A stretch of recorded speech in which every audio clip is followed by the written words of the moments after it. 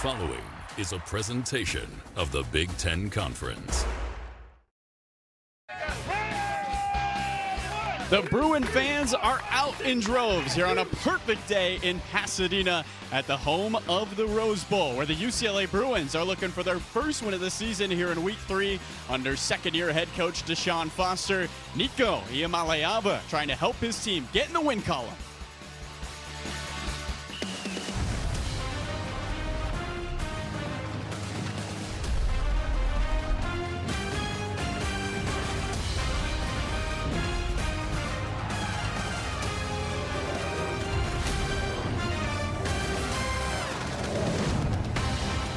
Football on the Big Ten Network is presented by Stanley Steamer.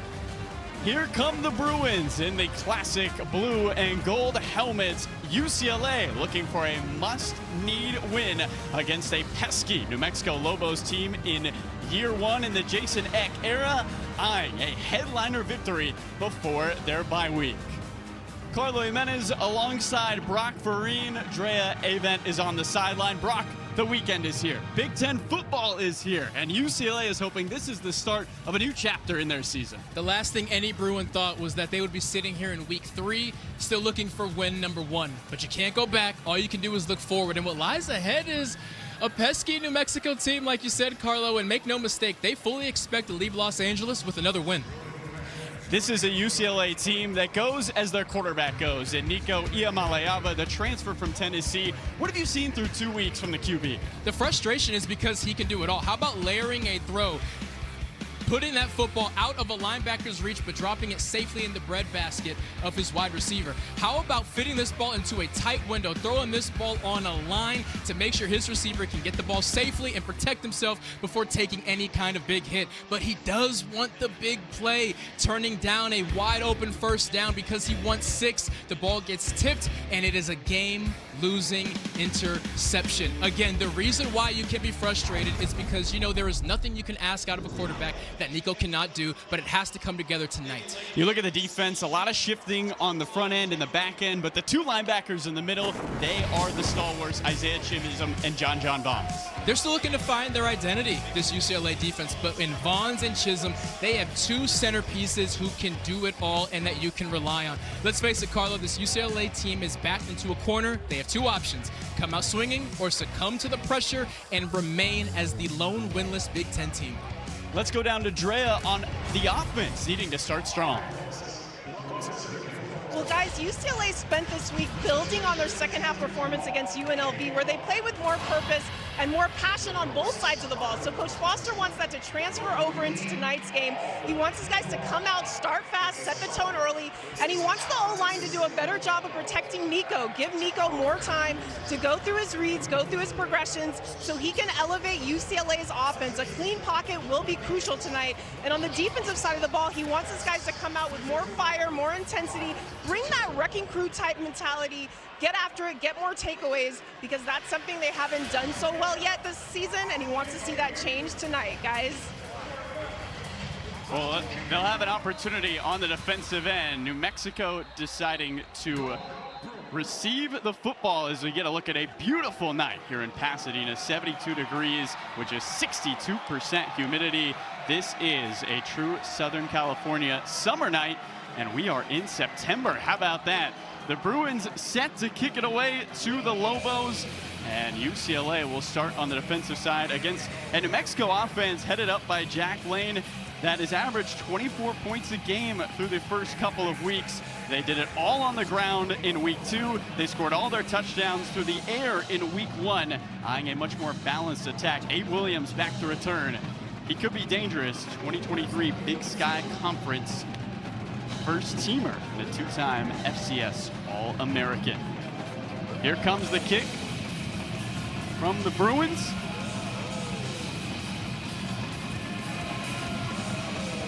As we get you Big Ten football on this Friday night. Bagani puts it in the air. We'll head back into the end zone. So we mentioned him earlier, the captain. There he is, Jack Lane, who leads this New Mexico Lobos offense. Did have a rushing touchdown last week, but none through the air. Praised him throughout the week on his high IQ, like a coach on the field, said his offensive coordinator, Luke Schleissner. That same offensive coordinator made it very clear Jack Lane is playing the best football of his career. Buchanan in the backfield with Lane. Little trickery. Lane into the flat. Here comes McKinney. And he dives across the 45. Offensive coordinator Luke Schleissner wasting no time. How about this? Get the defense thinking. You get a handoff to the left, you get a handoff to the right, you get a pitch back, and that first guy who had the football, the one you forgot about, he gets the ball again. That's the speedy DJ McKinney. And if it was not for Isaiah Chisholm wrapping up those ankles, he may still be running. A 20-yard gain. Buckley, he's gonna throw.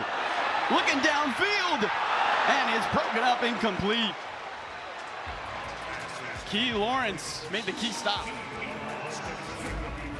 What is in the Wheaties of the New Mexico Lobos? They are wasting nothing. A double pass. First off, an incredible effort by Michael Buckley to one-hand that, and Key Lawrence, the free safety, able to distract Bankston, but it still bounced right off of his head. UCLA should consider themselves lucky.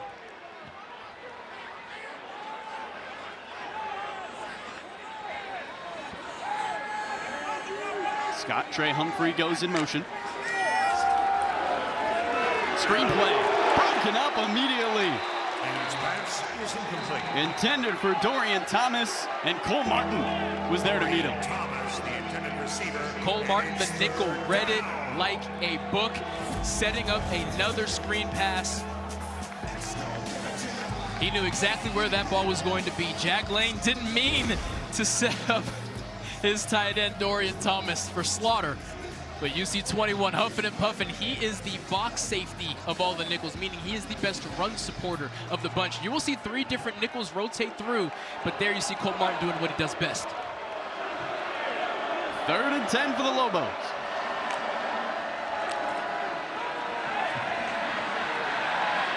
Lane with plenty of time. Now he'll tuck it down. And he is dragged down out of bounds by Jalen Woods.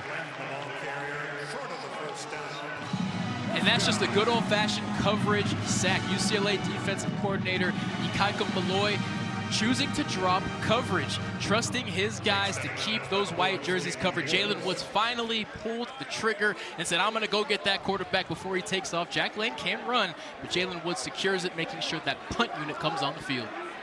Here is Daniel Hughes, oldest player on this New Mexico team. The Aussie set to boot it away. Mikey Matthews awaits the kick. And his UCLA offense will start at the 11. A 42-yard punt from Hughes. Well, there he is, Nico Iamaleava, the quarterback transfer from Tennessee, who has talked about, Brock, I need to be better this week to help his team find success, especially in first halves. You nailed it, partner. You go back to the post-game interview a week ago after that devastating loss to UNLV. Every single one of his answers, every one, either began or ended with, I gotta be better. And it's time for number 9 to show the talent that he showed at Tennessee. Remember, he led a team to the college football playoff. It is not a question of talent. It is a question of chemistry and it coming together when you need it most. 90 yards to work with on the opening drive. Nico dumps it off. Gilmer gets a nice gain on first down, and UCLA well ahead of schedule, picking up 8. Take you through this UCLA offense, a group that has seen a lot of rotating at the line, but this running back core, something they think can work long-term, Brock. They haven't really had the ability to run the football. They find themselves behind immediately in the game, but there are 3 or 4 running backs that we should expect to see. They can all go. They just need the opportunity. Flags fly. Is this something Deshaun Foster? Offense, number 74, 5-yard penalty, second down. Julian Armella whistled for moving a little quick. You see him at that right guard spot, starts to roll back on his heels, and that is enough to get the flag thrown. 14 penalties in that UNLV loss a week ago, Carlo. Unfortunately, they're right on pace to match that. The give is to Jet Thomas. And they'll turn it into 3rd and short. And head coach Jason Eck for New Mexico is furious on the sideline. Not sure what about, but he is letting the official have it as we come here to 3rd and short. This is where, as a defense, you have to be aware of how athletic Nico Iamaleava is. 3rd and short, 4th and short, a lot of zone read, a lot of situations where he can take off with his legs.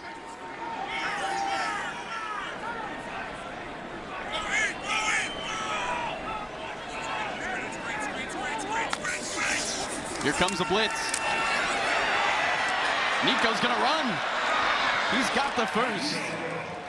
And UCLA will move the chains. Caleb Coleman beats him across the 20. And this is what you love to see from Nico. If there's nothing there, don't force it. Trust your speed. He's like a gazelle out there, 6'6", and shockingly tough to get him on the ground. Taking a late knee to the face there, but he's as tough as they come. He pops right back up with a first down.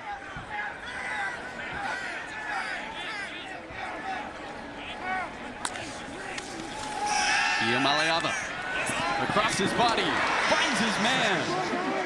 Mokiao Atimalala with a catch, and it's another Bruin first down. And this shows the full display of ability of Nico Iamaleava. A righty rolling to his left. Look where he places this football, on the back shoulder of Titus Mokiao Atimalala. On the back shoulder. Why? Because look at Caleb Coleman trying to come in and take his head off. Fantastic effort by Titus and fantastic throw by Nico.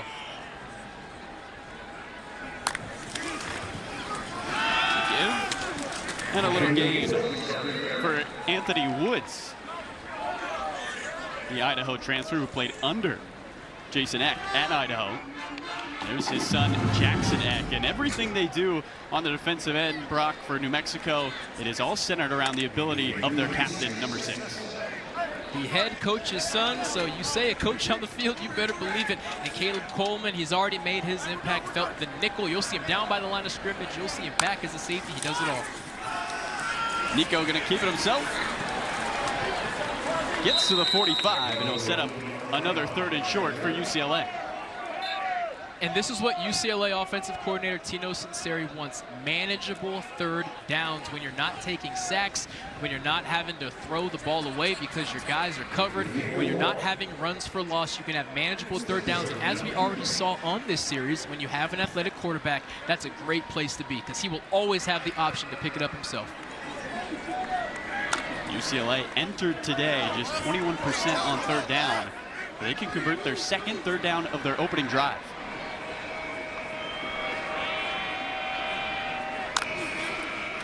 The toss to Berger, and he's wrapped up in the backfield for a loss. David Murphy, the New Mexico native, meets him for a negative play.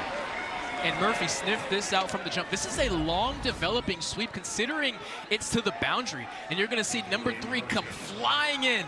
David Murphy had an interception a week ago, making his first start after last week's performance. And again, that's such a long developing play. When you're going into the boundary, what does that mean? Less space for the defense to cover. Would have loved to see that to the field or just a different play entirely. Carroll to boot it away.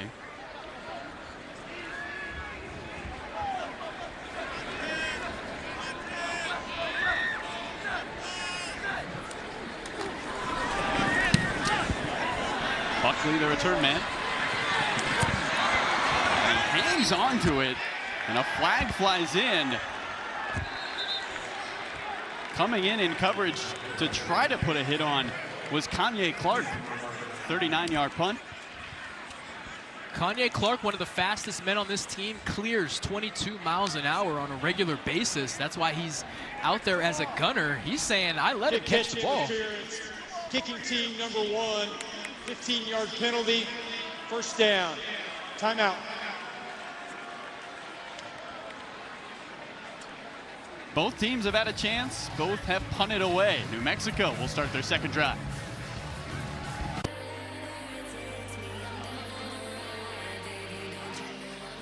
No score here in Pasadena, and after getting a couple looks at that last putt, let's bring in our rules analyst, Steve Strimling. Steve, what did you see on this flag?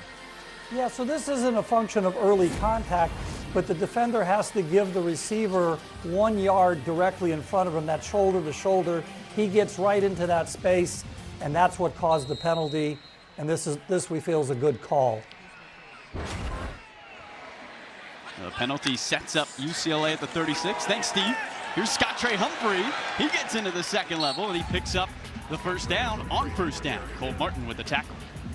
Scott Trey is a downhill running back. He wants to go north and south. He'll get most of his work in between the B gaps and the A gaps, whereas they'll bring in their speedy guys, Deshaun Buchanan, Damon Bankston, to run outside. But Scott Humphrey doing what he does best right there. That carry over 2,000 yards in his career. He's 7 yards away coming into tonight. Another give to Humphrey. He's got space. Scott Trey into UCLA territory. Key Lawrence with the stop. And Scott Trey just going this far untouched is a nightmare for any defense. Key Lawrence taking all of that 210 pounds of number 22. And right now, this UCLA defense, it's been the same thing that we've seen the first 2 weeks, the inability to stop the run. Scott Trey is enough to make it hurt. 141 yards last week in their win over Idaho State. He remains in the backfield. He gets it again. And this time, UCLA sniffs it out.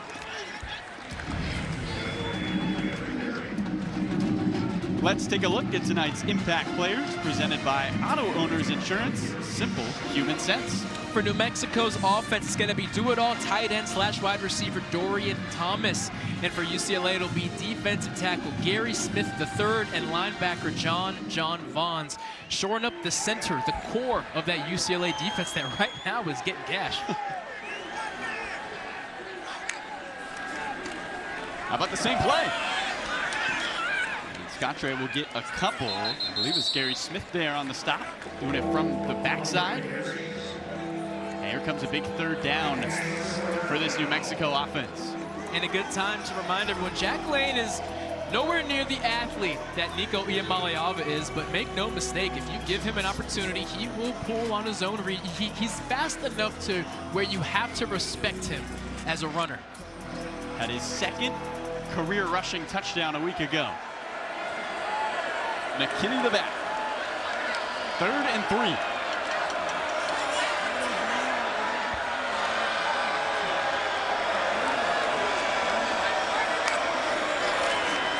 McKinney gets the first down and finds his way into the red zone. Kanye Clark the tackle. You saw McKinney go in motion pre-snap. Jack Lane saw man coverage, meaning Cole Martin is going to have a one-on-one tackle with DJ McKinney. And what you see right here is a missed tackle, something that has plagued this Bruin defense all season long. But that is just intelligence by Jack Lane. That motion tells you, man, he says, my running back is good enough to make one of your guys miss. They have to figure it out defensively for UCLA. You cannot let a team run the ball at will, getting 8 yards a pop. Lane hands to McKinney. And he's met after about 6.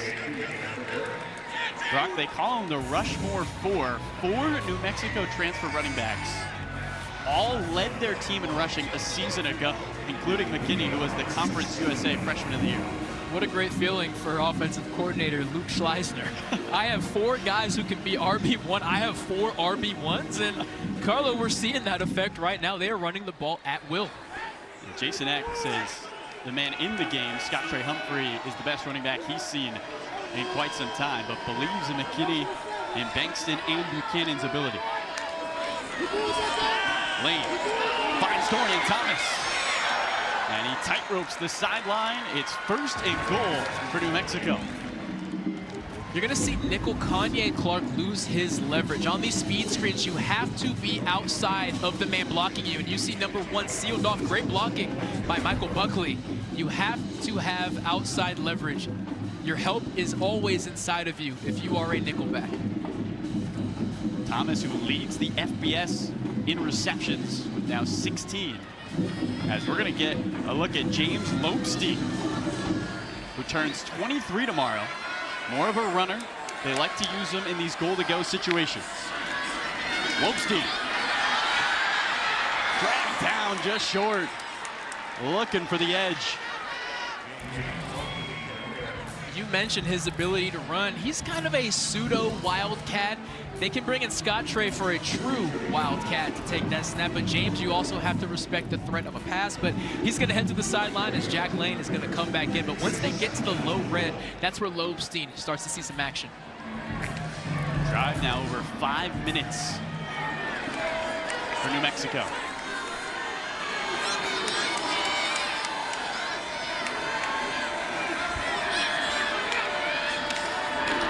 Scott Trey up the middle, into the end zone. Touchdown, New Mexico, and they're on the board first.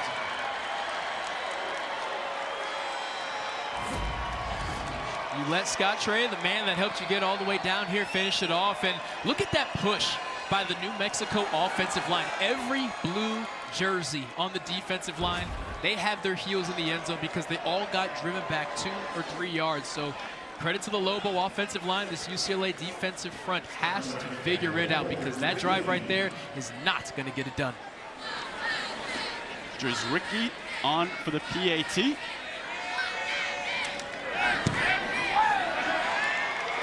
And he splits the uprights for New Mexico.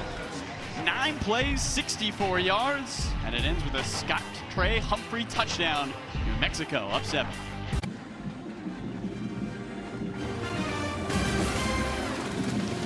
Football on the Big Ten Network is presented by Stanley Steamer. Game day gets messy. Stanley Steamer brings the clean.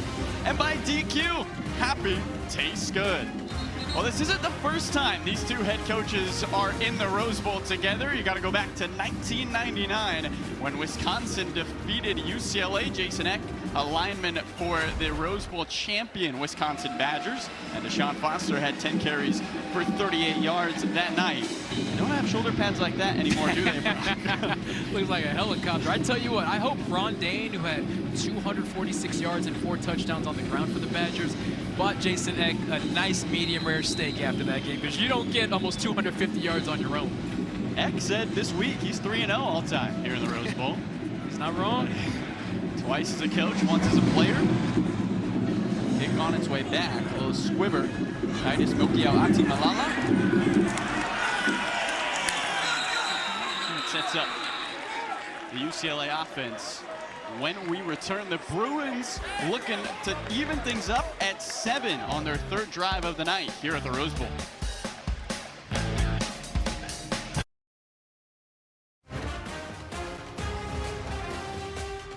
We welcome you back to Pasadena, where the New Mexico Lobos lead 7-0. Right now, the first 250 fans will get $20 off a Big Ten Plus annual pass, stream nearly 200 UCLA games, plus 2,500 more events across the Big Ten this season. Scan the QR code on the screen or go to BigTenPlus.com and make sure you enter FB20 when selecting an annual pass at checkout to take advantage of this offer. Anthony Woods joins Nico Iamaleava in the backfield as the Bruins set up 1st and 10. Nico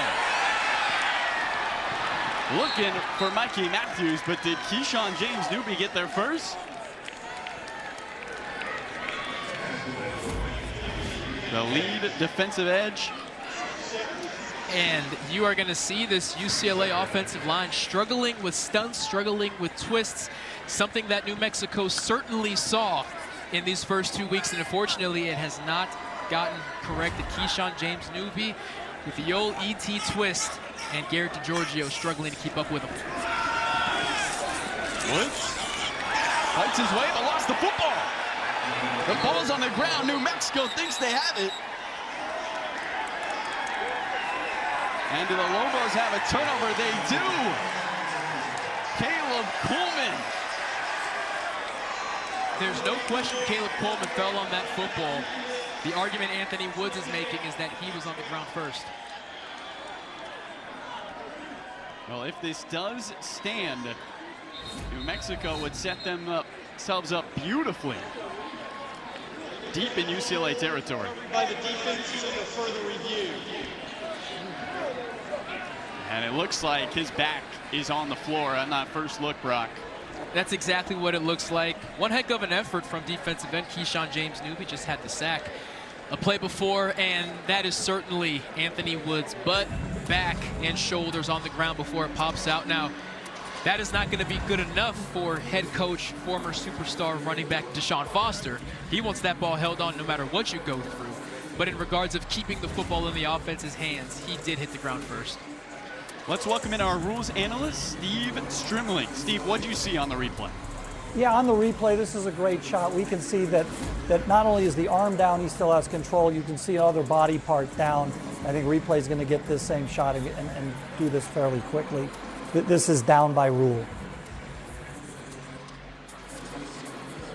All right, if Steve says he's down, he must be down, right, Brock? Steve knows all. I don't care if it's an 80-degree day and sunny. If Steve says it's raining, I'm grabbing an umbrella. It's not raining here in Pasadena. As Caleb Coleman hopped on that football. Coleman, a huge part of this defense for New Mexico. And right now, the Bruin fans holding their breath. A turnover here at New Mexico, an opportunity to go up 2 scores. If you're after review, the runner is down at the 22-yard line. It's 3rd down. Thank you, Ron Snodgrass. UCLA, opportunity to regroup. Brock, what are they looking to do here on 3rd down? They have to get Nico outside of the pocket. 3rd and 5 here. Their wide receivers are not separating at the level that I'm sure Nico and really every Bruin fan here expected them. These Lobo defensive backs are holding their own in what has been predominantly man coverage.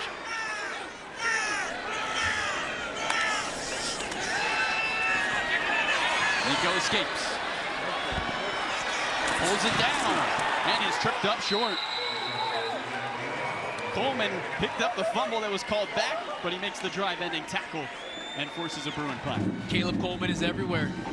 We told you on the very first series, watch out for 18. He is everywhere. Up at the line of scrimmage. He can be at the 2nd level. He can be at the 3rd level. He realizes that quarterback is taking off. I need to meet him. And he makes a sure tackle, gets Nico around the ankle, and gets his defense off of the field. Number 18 is off to one heck of a first quarter.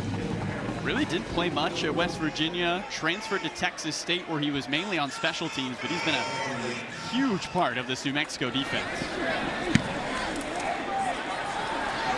Buckley makes a fair catch. New Mexico set up nicely after just a 32-yard punt by UCLA. Nico and Tino looking things over. New Mexico with the ball.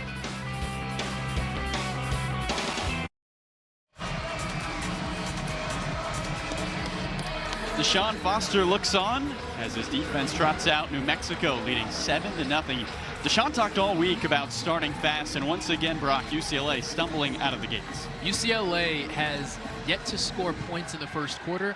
They only have 1 touchdown in the first half. Against Utah, they were down 0-20. Against UNLV last week, they were down 0-23. Unfortunately, we're seeing more of the same here in week 3. Handoff up the middle for Bankston. He is roped to the ground. UCLA continuing to try to stay strong in the middle of that defensive line, really where they have their biggest bodies. Gary Smith, one of those big bodies who was able to wrap up the running back before he could get going. I mean, Gary Smith is an NFL talent. Keanu Williams is an NFL talent. They are monsters, whereas the linebackers are the Bash brothers. I call Keanu and Gary the Stout brothers. But right now, they are getting pushed around. Mexico averaging over 6 yards per carry. Lane has Miller, and he's into UCLA territory, but a flag flies.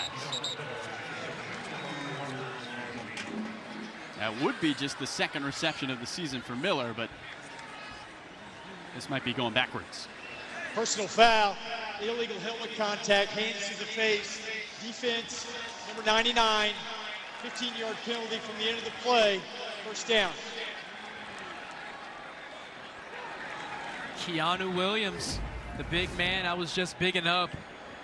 You're going to see him get off the ball here and just trying to separate from left guard Israel Mukwiza, their best offensive lineman, so that's a matchup to watch, but got to be careful with those hands. And Sean Miller stepping up for Keegan Johnson, who has been the Lobos' best receiver so far this year.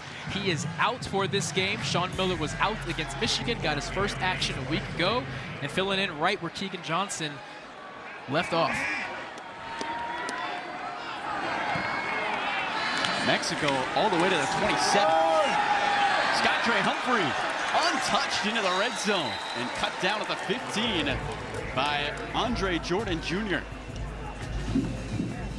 Carlo, it's just not good enough. Skytre is getting 7 yards downfield before he even sees a blue jersey. Now, he is limping to the sideline. That is a cause of concern for everyone on the Lobos sideline, but they have a stable of running backs. They're going to bring in DJ McKinney, but these blue jerseys are just getting pushed back.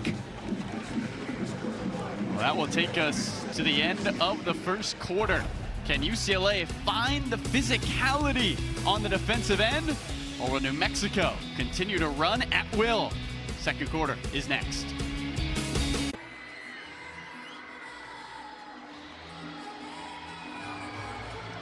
New Mexico leading UCLA 7-0 through a quarter as we get set to start the second, being serenaded here in Pasadena. Deshaun Foster and company need a stop from their defense here. The Lobos have been moving the football at will, 114 yards to UCLA's 42, and inside the red zone for the second time tonight.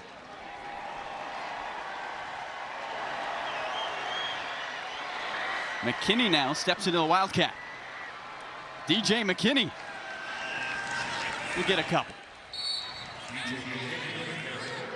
Offensive coordinator Luke Schleisner getting a little tricky, and I love the game that he has called. If we remember the first quarter, their first two plays were trick plays. You get UCLA on their heels. What have they done since? Just pound the football. Now we get a little more trickery. Just when you get comfortable and think you know what we're hitting you with, we hit you with something else. And when you can have, Brock, a fresh back every single play, it makes it so hard on that defense. It wears you down. And right now, this UCLA defensive front already looks worn down. This time it's Bankston in the back. Lane on second down. Leaves it for Bankston.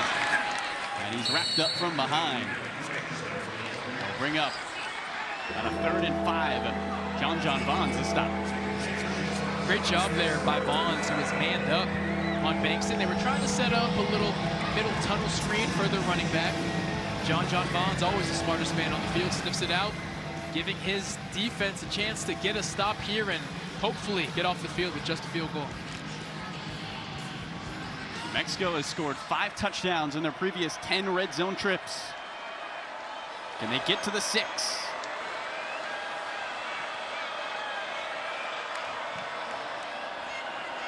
Lane sees Bankston in front, finds him, but he's short. Vaughns another stop. Back-to-back snaps. That linebacker, John Vaughns, was manned up on Demond Bankston. Demond Bankston is their fastest running back, maybe their fastest player. Looks like the offense is staying out there. And Jason Eck is going to play aggressive here in the second. New Mexico 3 for 6 on 4th down this season. UCLA removes nickel Kanye Clark and brings on linebacker Jalen Woods. They're expecting this ball to go on the ground. 4th and 2. Lane lofts, caught, touchdown Lobos. Or did he hang on?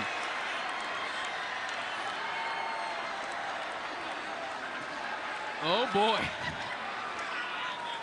It was Mappa in the back of the end zone. We have not seen a signal from the officials. We have a team meeting in the end zone with the officials, and they do call it a touchdown. Touchdown, New Mexico. Isaiah Chisholm did jar that ball loose, but what we're going to have to take a close look at is, did Simon Mappa hang on to that ball for long enough? Chisholm and this audience, of course, pleading the case with their boos, and I don't understand how you can confidently signal a touchdown there. Chisholm rips that ball out. The replay officials have called it a touchdown. So Jizwicki a chance to make it a 14-0 lead. And he puts it through. On 4th and 2, New Mexico gambles, and they hit the jackpot. Simon Mappa makes his first reception of the season, and it's good for 7.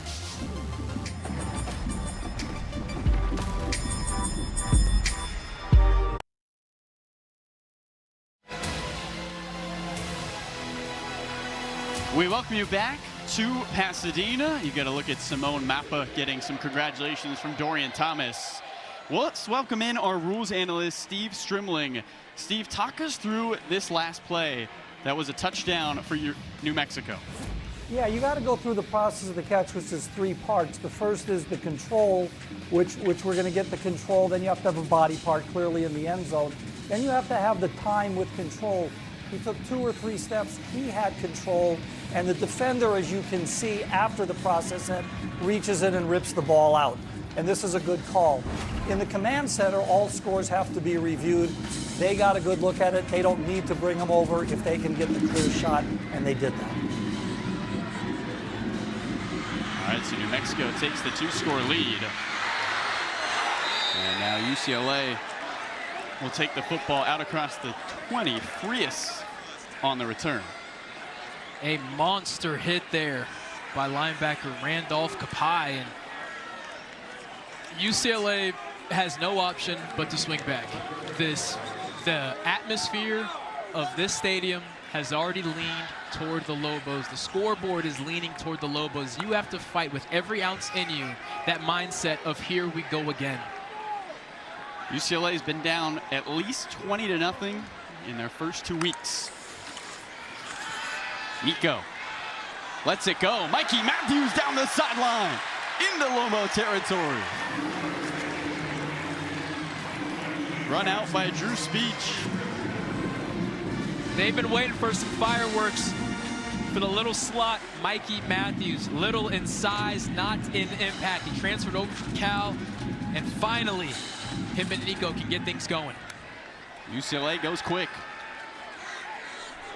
Nico looking downfield for Gilmer. Broken up by Speech. UCLA going for the home run. Iamaleava has only attempted 4 throws of 20 yards or more coming into tonight. And on this 5th one, he remains only 1 completion in all of those throws. Looking for the big play here, looking to get Speech on back-to-back plays. Speech says, no, no, no, sir. Able to get his head around and get his helmet right in between the hands of Quasi Gilmer. Nico for Gilmer. This time he reels it in and picks up the first down. High IQ play here by quarterback and wide receiver. Nico sees the corner blitz. Quasi settles down, and Nico throws him the football. Jackson Eck, the head coach's son, already making an impact. Garrett DeGiorgio, usually the right tackle, making his first start at left tackle after 40 career starts. And Quasi Gilmer, we just saw his impact felt. Tonight's Impact Players, presented by Auto Owners Insurance. Simple human sense. Flags fly on first down. False start. Offense. Number 3 never got set. 5-yard penalty. First down. It goes against Gilmer, who just made the 13-yard catch for a first down. Their 4th flag thrown on the Bruins. Tonight you see the disappointment in Deshaun Foster's face. As a reminder, 14 penalties a week ago. You're going to see the bottom of your screen. Quasi Gilmer does not get set for a full count, and that official wastes no time throwing that flag.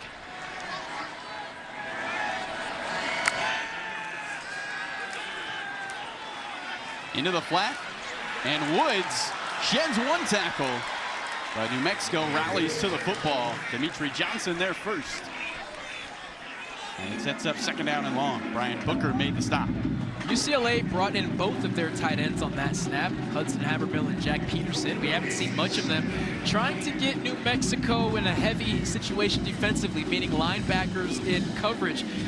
But the linebackers were locking up. Neither Peterson or Habermill were open. Nico had to take the check down.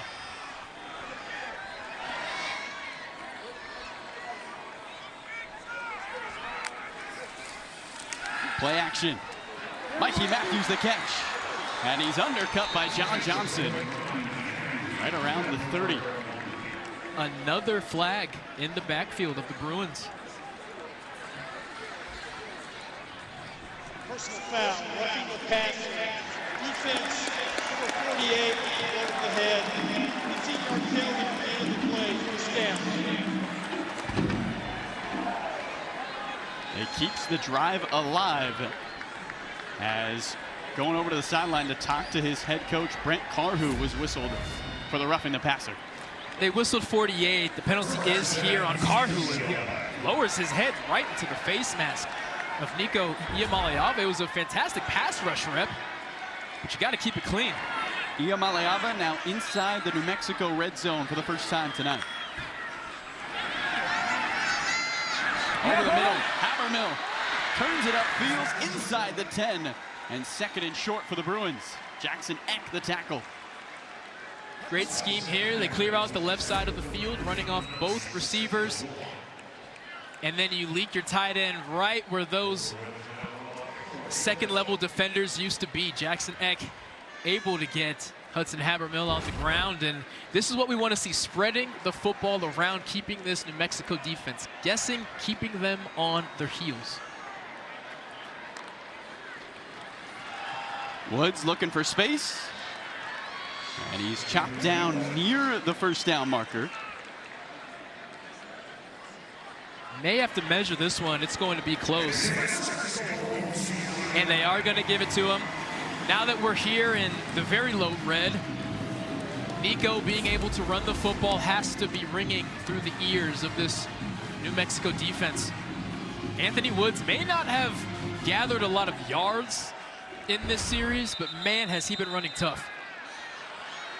And another piece of laundry on the field in the UCLA backfield. Illegal substitution. Offense, 12 players in formation. 5-yard penalty, first down. Brock, when you have an illegal substitution, whose responsibility is that for UCLA? It always falls on the head coach. It always falls on the offensive coordinator.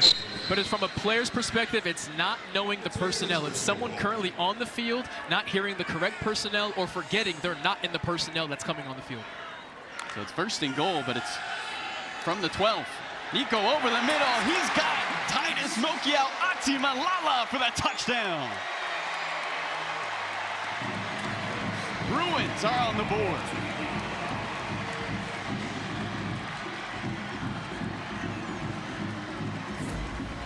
And a sigh of relief all across Pasadena. You're going to see Titus bend his route outside and then bend back into the middle of the field.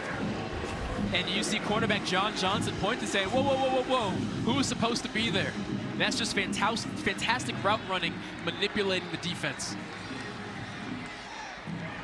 Bagani bags it, and UCLA within one score. The Bruins drive down the field. Iamaleava 6 for 7 on this drive, including this dart over the middle to Titus Mokiao Atimalala for the touchdown.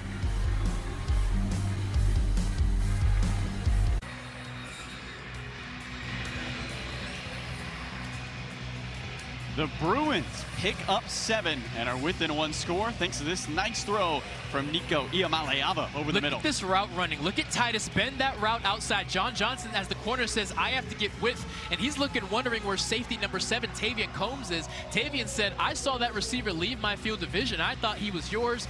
John Johnson creating that wide open window. And Titus Mokiao Atimalala just putting on a clinic of route running. It's so subtle, but the little things are the big things. A feel-good drive for the Bruins as Nico seemingly found his rhythm. 6 for 7, 72 yards as they march down the field and find the blue and gold at UCLA end zone. Pagani's kick is off and over the head of Abe Williams.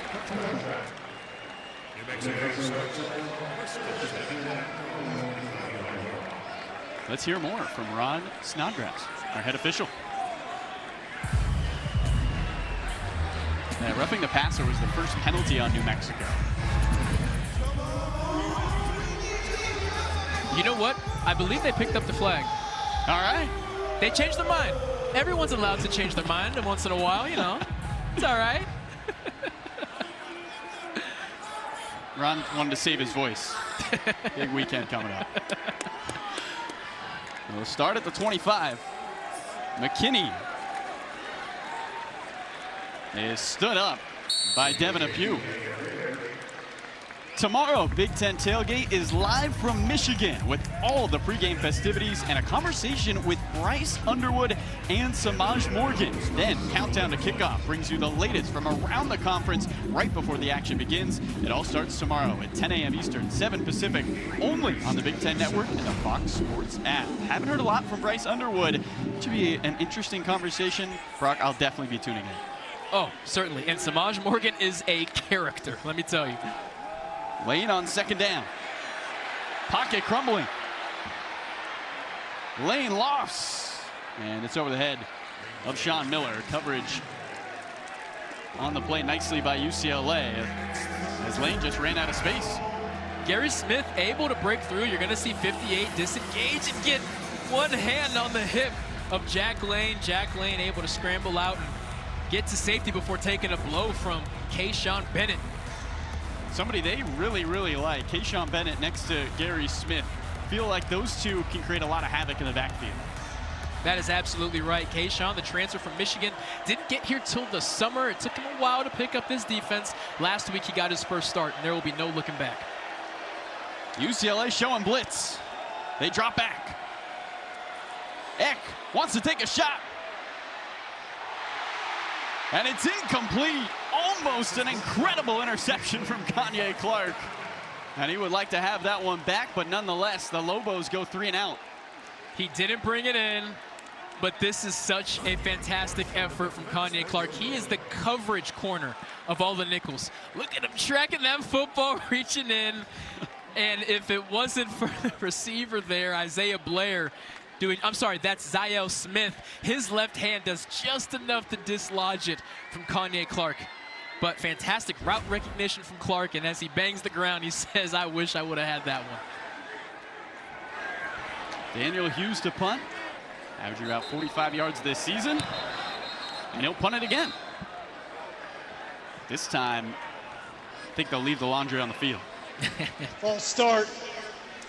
Kicking team number 7. 5-yard penalty, 4th down.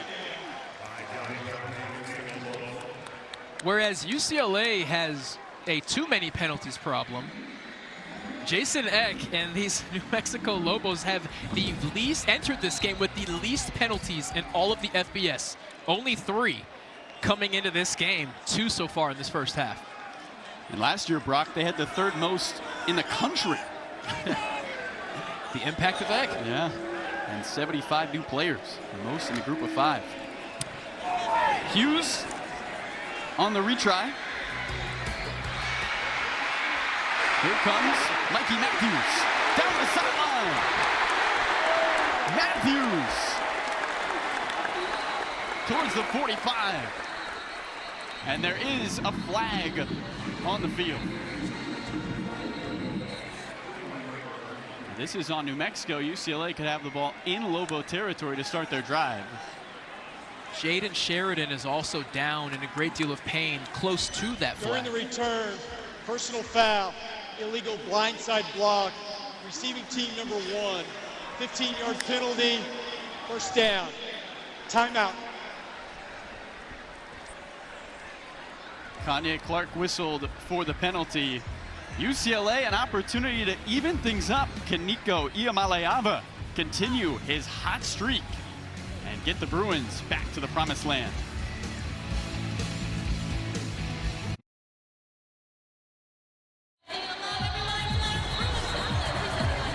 Bryce Underwood leads the Wolverines against Central Michigan. Plus, Kirk Ferentz looks to become the Big Ten's all-time winningest coach, all part of a football triple header tomorrow, only on the Big Ten Network and the Fox Sports app. A great slate of games, Brock. I can't wait. And Mark Followell, Anthony Herron, and Danny Rogers will all be on the call for that Iowa-UMass game. Anthony Herron was with Kirk Ferentz for win 1, and now we'll try to be with him for win 206. What a special moment that will be if he can pull it off. UCLA begins their drive inside their own 15, and Anthony Woods gets a couple. Opportunity here, Brock, for the Bruins. Down 14-0. They get the touchdown. Nico goes for 6 for 7 on their last drive. Now they can tie the game, and they'll get the ball to start the second half. New Mexico defensive backs got exposed a little bit on that series before that ended up in a touchdown. Look for Nico to find something downfield. Iamaleava steps up, dives forward, and picks up the first down. What Nico was so special at, it reminds me of Lamar Jackson, not in Nico's running ability, in his ability to avoid the big hit. For such a big frame and how often he has to tuck and run the football, he never takes the big hit. A defender never can just line up and square and tee off on him. And he protects himself because, unfortunately, with the current state of this offense, he does have to take a lot of hits, but he remains healthy, he remains clean. He's UCLA's leading rusher this season. Nico on a dart for Gilmer, and a little outside his reach. Brings up second down. Miscommunication between quarterback and wide receiver. Twazi Gilmer thought that was going to be a dig route. He thought he was going to continue across the middle of the field. Nico saw it as, hey, you're open, just sit where you are. Chemistry, chemistry, chemistry. I'm not going to sit here and act like this has been a terrible day for either of them, but those are the things that you look for when you know that a quarterback and wide receiver are truly clicking. They give up the middle to Jet Thomas, and he mows his way towards the 30. A nice gain on second down will set up second and third and short. And third and short is where Nico thrives. He has the option to run the football, whether it's by design, whether it's by coverage breakdown. And offensive coordinator Tino Sunseri knows exactly what he has at that quarterback position, and he's smiling ear to ear whenever he can get a third and short. Bruins need the 32. Direct snap up the middle. Berger is wrapped up. UCLA was trying to go to a little trickery, and Caleb Coleman and Darren Agu were all over it. And you see what you see here is a loaded box, meaning regardless of any kind of trickery, if the ball is going to stay on the ground, you're outnumbered, right? I love the creativity from Coach Tino Sunseri, but against a loaded box, I would love to see a quick check to something outside. Your wide receivers have these New Mexico defensive backs on their heels. It's a shame not to strike at them when press one-on-one coverage with no help behind them. Back to return is Buckley. Try to set up the Lobos. Drops the football and picks it back up. The heartbeat of New Mexico skips for a second. And now they can exhale. Buckley able to scoop up the mess. You see Kanye Clark, another guy on this UCLA defense who can run 22 miles, over 22 miles an hour. But what you saw there is him and Jameer Benjamin, they throttled down just for half of a second. But what you see right there is a half of a second difference. It's the little things. If they keep running all the way through, they may be the ones who come up with that football. But credit to Michael Buckley, he's making sure that his offense are the ones coming on the field after recovering his muff. Jack Lane and company set up for first down. Bankston stopped by Gary Smith, the captain.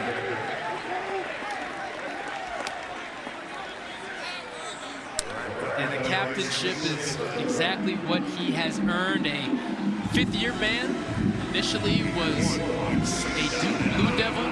UCLA was more than happy to pluck him out of the portal.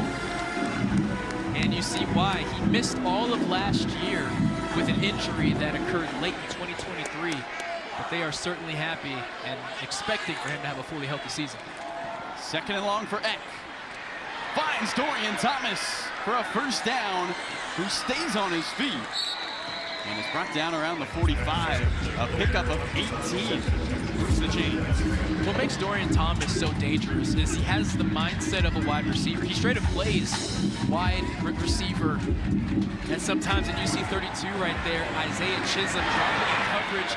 You want to drop straight back. He kind of gets hung up on the reroute and widens. And Dorian Thomas, after catching that football, sheds a whole bunch of blue jerseys as well. Tight end's a big part of this New Mexico offense.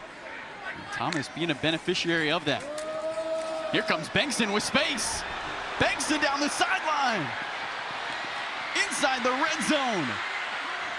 Damon Bankston stopped by Isaiah Chisholm after a huge gain on first down.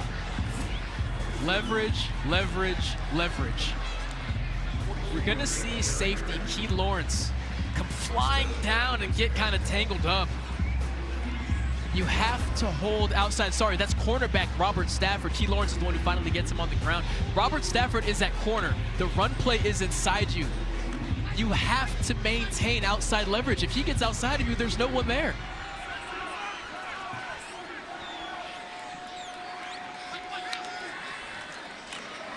Another give to Bankston, and he'll nudge forward for a couple. UCLA, a very balanced attack, or excuse me, New Mexico, a very balanced attack against UCLA in this first half. And there is nothing easier than play calling when you can run the ball at will.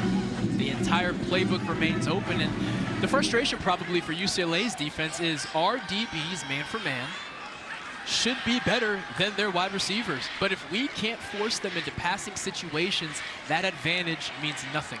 Kaika Malloy, the defensive coordinator for the Bruins, trying to see if his team can force a turnover backed up on 2nd and 6.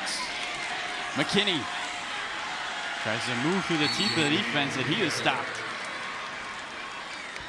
You're gonna see true freshman Jamar Tassi, who lined up as a slot wide receiver. You're gonna see it a little bit. He'll line up as slot wide receiver. He'll line up at fullback. They use him as an extra blocker. And you saw him there in that split zone look, doing the job of a tight end. 6'2", 308 pounds. We've reached the 2-minute timeout. New Mexico knocking on the door here in Pasadena.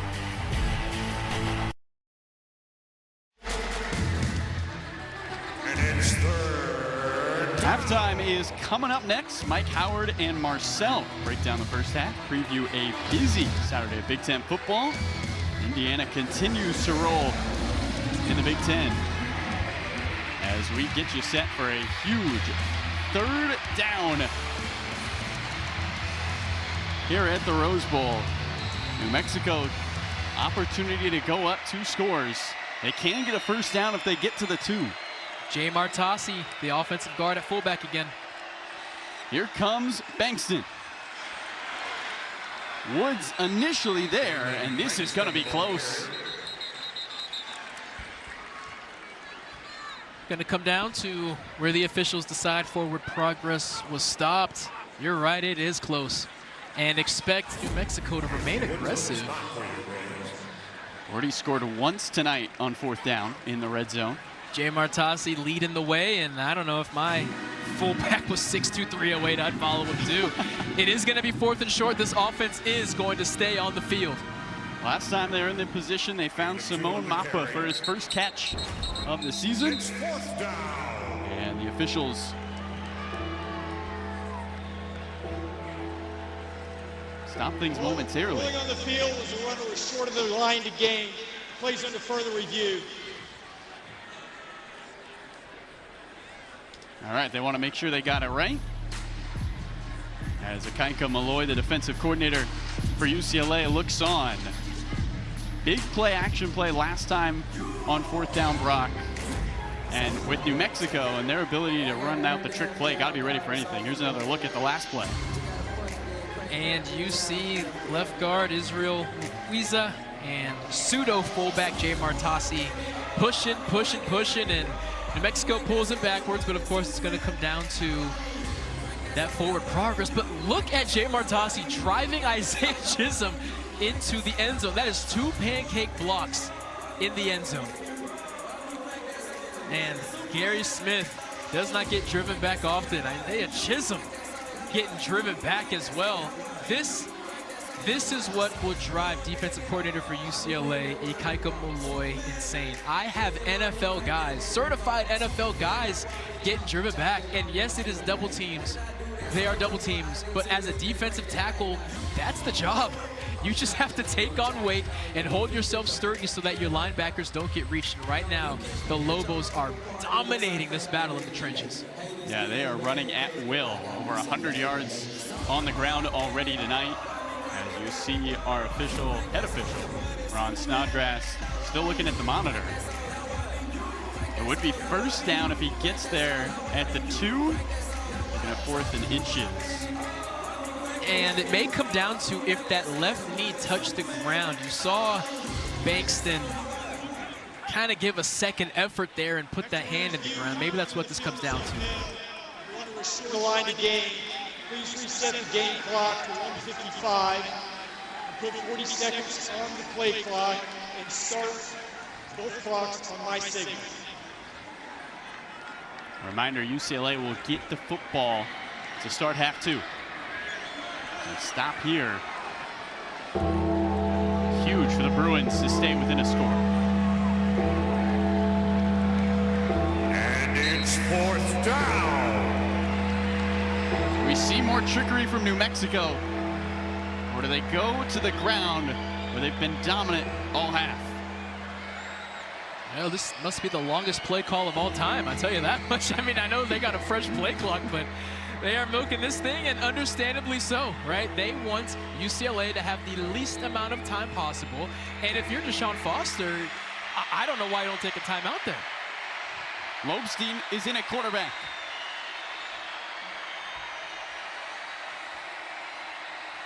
Play clock dwindling. There is no play. And the fact that UCLA just let New Mexico run all that time off of the clock. Oh, we got to go to break. I'm going to sit here sweating, trying to figure out what hesitance that was all about.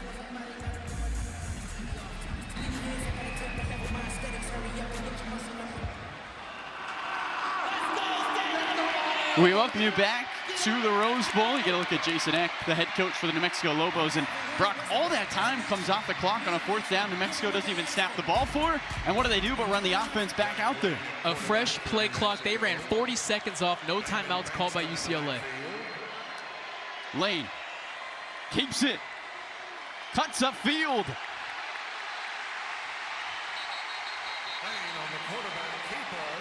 Did UCLA stop him?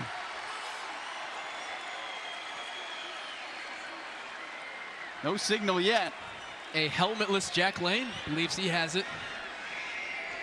Officials timeout for a measurement.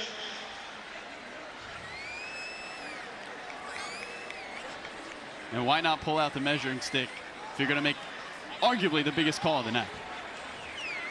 Jack Lane, his helmet was removed, so he does have to leave the field.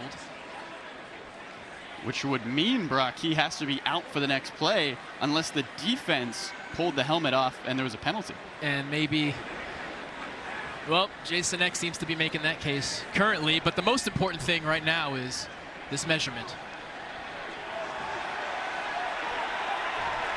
Wow, they're short. UCLA forces a turnover on downs. And you know what, Carlo, as exciting as this is for the defense, who really needed a big moment. As we get another look at this quickly, Jack Lane pulls it, gets forced back inside, and it is John Vaughns. Who else to meet him at the line of scrimmage? But you know what this goes back to, Carlo, is the 40 seconds that were ran off the clock. I'm not saying it's easy to drive 98 yards, but they sat there and let 40 seconds run off the clock. So yes, Coach Foster is excited. This defense put forth a heck of an effort. But you're sitting here with 3 timeouts, and you should be sitting here with 2 and a minute 49 left. Iamaleava finds Woods. And he is dragged down after a gain of a couple. Jackson Eck meets him at the line of scrimmage. UCLA to get the ball. We start the second half. Big stop for the Bruins.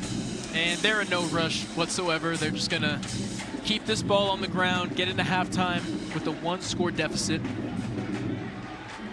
Again, fantastic effort by the defense, but that lack of timeout is certainly confusing. Woods looking for the edge. And he gets to about the 11. They get a 3rd and short. And UCLA will call a timeout. We'll step aside for 30 and be right back for a huge 3rd and 1.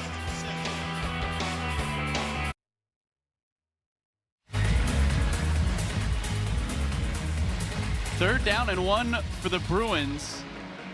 Sitting at their own 12-yard line, Brock, and calling a timeout to set up something here for this 3rd down. My guess is they get the first and then they take a shot on 1st down. You take a shot here and don't complete it, you're in trouble.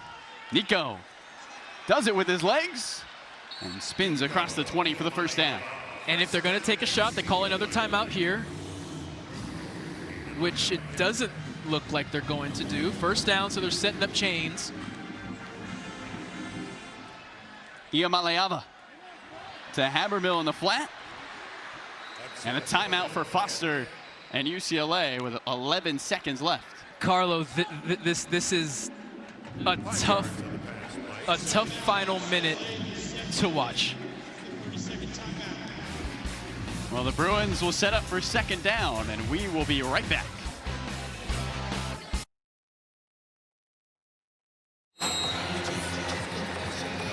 Second and 5 upcoming for the Bruins. It's some interesting clock management with 11 seconds left. I don't understand it. The only thing that can salvage it is if you're going to take a shot right here. Iamaleava with time. Finds Gilmer. UCLA has one more timeout, and they use it with 4 seconds left. And now you're looking at a shot at the end zone after that 20-yard gain. Okay, so Carlo, first we're going to take a look here. Great route. The middle of the field is wide open because New Mexico is protecting the sidelines and protecting that clock. A nice pitch and catch to Quasi Gilmer. But Carlo, let me elaborate on my frustration here because there's a minute left. First off, there should be a minute 49 left, but you only have a minute left. If you're going to take a shot, then you call a timeout after that 1st down, and you certainly don't throw the ball into the flat. If you're going to take a shot, you have to take it. You've already lost a minute because the lack of timeouts. And now you are in Nico's Hail Mary range. He has a cannon of an arm. I do believe he can chuck this thing 55 yards, but I am going to be running through the script of this final minute in my head for a very long time. 59 yards from the end zone. And it's a quick throw. Habermill runs out of bounds. And they may be out of time. Coach Foster is begging for one more second, but New Mexico's running to the locker room. Do they put one more on the clock? You're going to look at it, Brock? See if we can sync it up. Habermill gets out of bounds. if that left foot is out of bounds right there, then there is a second on the clock. If that left foot is inbounds, it's kind of blocked by his coach.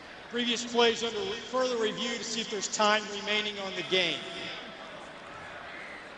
So again, if that left foot of Habermill is out of bounds, then they should have 1 second. If it is inbounds and it's the right foot that's the first one out, then I believe they're out of time. Watch this left foot. Right there. If that is out of bounds, oh, that's going to be close. But if that is out of bounds, they may be able to salvage a second. If it is not out of bounds and they're looking at the right foot to fall, then that is halftime. This is where you're hoping you're wearing white shoes. My thing, Carlo, is Nico Iamaleava can throw the ball 60 yards. I've been covering this kid since high school when he was about 40 miles from here at Warren, tearing it up. He can throw the football that far. 5 more yards is not going to make a difference. Why take this risk? Deshaun Foster, the head coach for the Bruins. Jason Eck getting an explanation on the other side. From the looks of it, everyone's going to stay on the field. The toe was out. Here we go. After review, the runner went out of bounds with 1 second on the game clock. 1 second. Whew, a sigh of relief across this Rose Bowl to anyone wearing a blue shirt. From the New Mexico 48. Lobos look like they'll just rush 3. And Nico a chance to show off that arm. Oh my God, they have a false start. 2 linemen moved. So that 5 yards you just got is erased. Offense number 55, 5-yard penalty, second down. Eugene Brooks called for the false start. So that 5-yard out route that Habermill just ran is immediately erased. And we're back where we started. By my count, that is the 8th UCLA penalty this half. They came in averaging 8 a game. And timeout. Charge timeout, New Mexico. The third timeout, 32nd timeout. Well, those Bruin fans who went to the bathroom to beat the crowd with about 30 seconds left are back and wondering, why is this happening? They went to the bathroom, they came back and said, the third quarter's already started? No, my friend. You haven't missed a thing. And this is a great timeout by head coach Jason Eck. You may as well burn it. You know this is the last play, and you walk to every single defensive back and you say, bat it down, don't be a hero. Bat it down, don't be a hero. The last thing the Lobos need is somebody trying to pick this ball off and running it back 99 yards, thinking about a highlight clip, and end up tipping that ball up to a UCLA player. Again, Nico, if he has a clean pocket and can step into his throw, he can reach the end zone. I promise you that. The question is, does this Lobo defense decide to bring pressure so that he can't get a clean throw, or do they just bet on getting enough guys back to bat the ball down? Iamaleava. It's a handoff. Here comes Woods with space, and he's tracked down, and that will do it. All of that for an Anthony Woods handoff from over 55 yards, and UCLA will take the ball when we start the second half. The most eventful, uneventful final minute of college football I believe I have ever seen. UCLA, an opportunity to tie when we start half 2. Nico Iamaleava, 117 yards tonight. He had 116 in the 2 combined first halves in the previous 2 weeks. We'll be back for halftime next.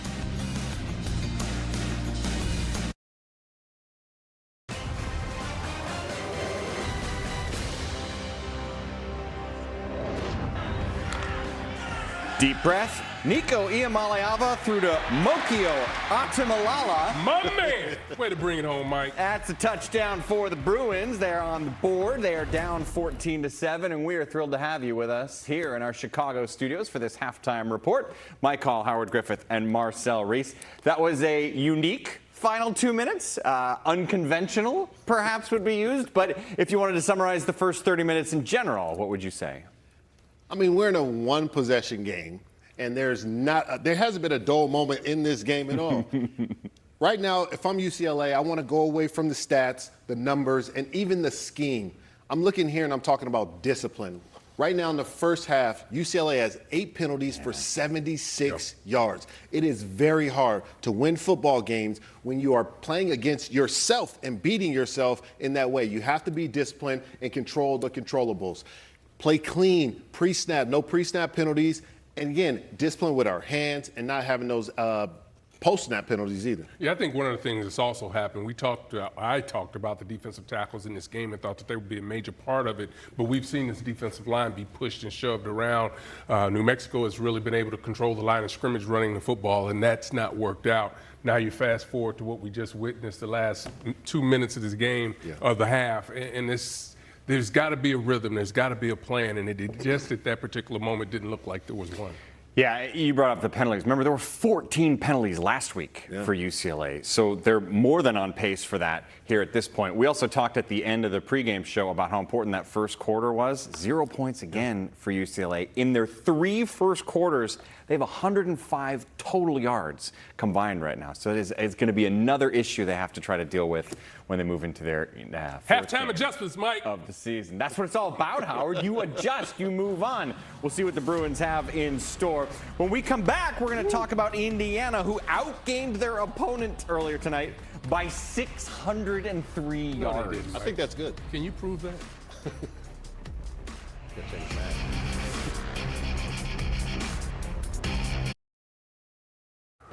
Earlier tonight, Indiana and Indiana State, Hoosiers and Sycamores. No Larry Bird coming through that tunnel. First quarter, Indiana's up 7-zip. Omar Cooper. Big shake. Oh, my. Omar had a day. So did the guy who threw it to him, Fernando Mendoza. And if you don't believe me, here's another opportunity to look at it. Mendoza to Cooper. 45 points for the Hoosiers in the first half. Cooper had 10 grabs. 6 were not for touchdowns. 207 yards. The Bison is back. The Bison is proud. The Bison wearing sunnies. Melanie Ricks with post-game reaction. Congratulations on the win. How do you feel like your team was able to find your rhythm early tonight? Thank you so much. Appreciate you guys having me again. I thought our team took another step, especially our offense. That's who I can speak for. You know, the second game we saw a jump. I do think we saw a jump from game 2 to game 3 now. We got a lot of stuff that we got to clean up, including my part. A couple of missed opportunities out there, but we saw the offensive line play amazing, the running backs play amazing, the tight ends, and the receivers. It was touchdown galore. So really props to all those guys for making a good operation. When you talk about playing a complete game, how close did your team come to that tonight? I think pretty close. Defensively, the ones were dominant. The offense made plays. Some penalties on teams. Indiana State came out, played really hard early. We just had more bullets in our gun than they did. But we've definitely taken a step week 2 and week 3. Well, and speaking of, what steps from week 3 do you want to carry over into week 4? All the good ones. Thanks, Coach. Congrats.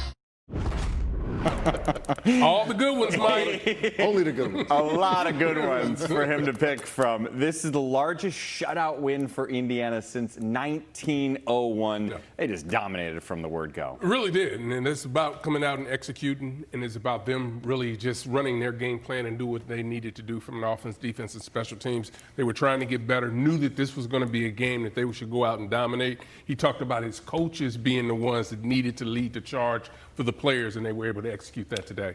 I'm really impressed, again, with Coach Cignetti, the way that his teams take on his personality. And his coaches take pressure off their players, saying, put it on me. We're going to bring their energy, and you feed off of us. Offensively, I love the variety that we're getting from them. We've seen them rush the ball extremely well for the first 2 weeks of the season, and now they leaned on a number 2 receiver to have a huge game in Omar Cooper. phenomenal performance. Fernando Mendoza goes 19 of 20. That's 95% completion percentage, breaking the all-time Indiana program record for a single game. He didn't even play in the second half, not a single down. His brother did, though. His brother did. His brother balled out, too. 73-0 final score. Nico Iamaleava not quite having the same effectiveness passing, but still 11 of 14 is a nice improvement.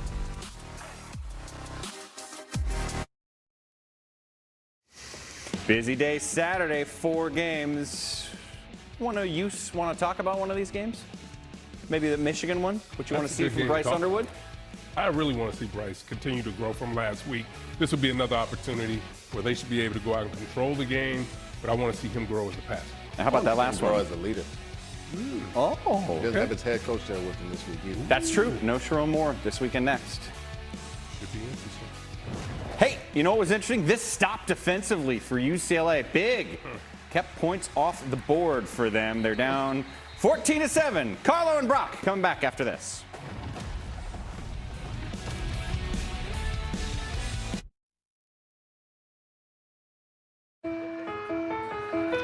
Tonight's Big Impact Research takes us to UCLA, where scientists are designing transistor sensors that can detect changes in neurochemicals and hormones. Biosensors smaller than a grain of sand can monitor fluctuating serotonin levels in living animal brains to decode information about anxiety and why some people are more susceptible or resilient to stress. This sensor technology can also detect biomarkers in and on the body, including the stress hormone cortisol and ovulatory hormones, providing personalized feedback to improve health.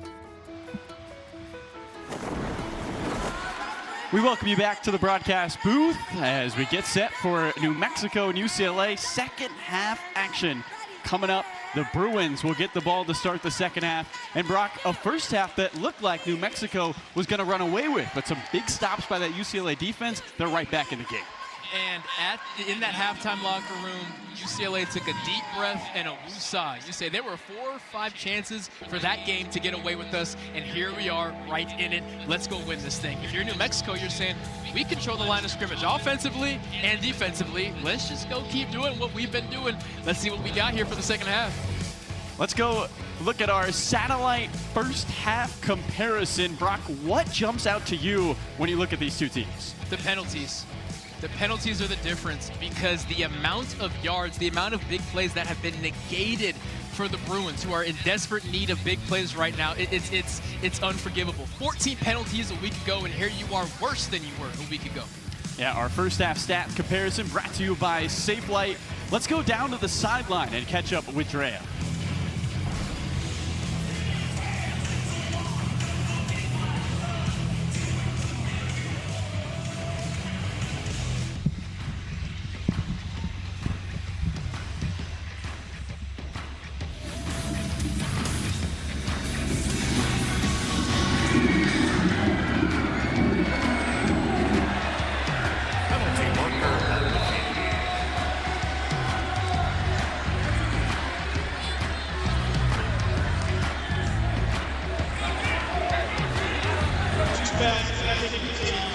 Offside. Kick out of bounds. Kick continued. Ball placed at the 35-yard line. First down.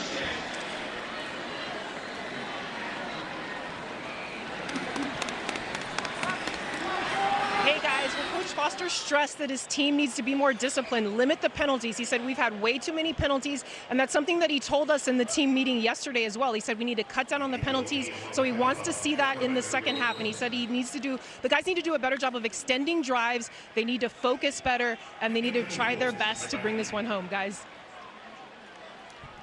Thank you, Drea. They'll try their best here on first down.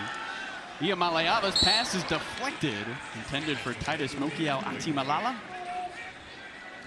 You know, for being 6'6", Nico does have a shocking amount of footballs that are batted down, at least 2 last week, and I want to say 2 more in the Utah game in week 1. And when you do those RPOs, you are throwing that football right in the teeth of the defensive line. He has to find a way to get those footballs just a little higher out of their reach.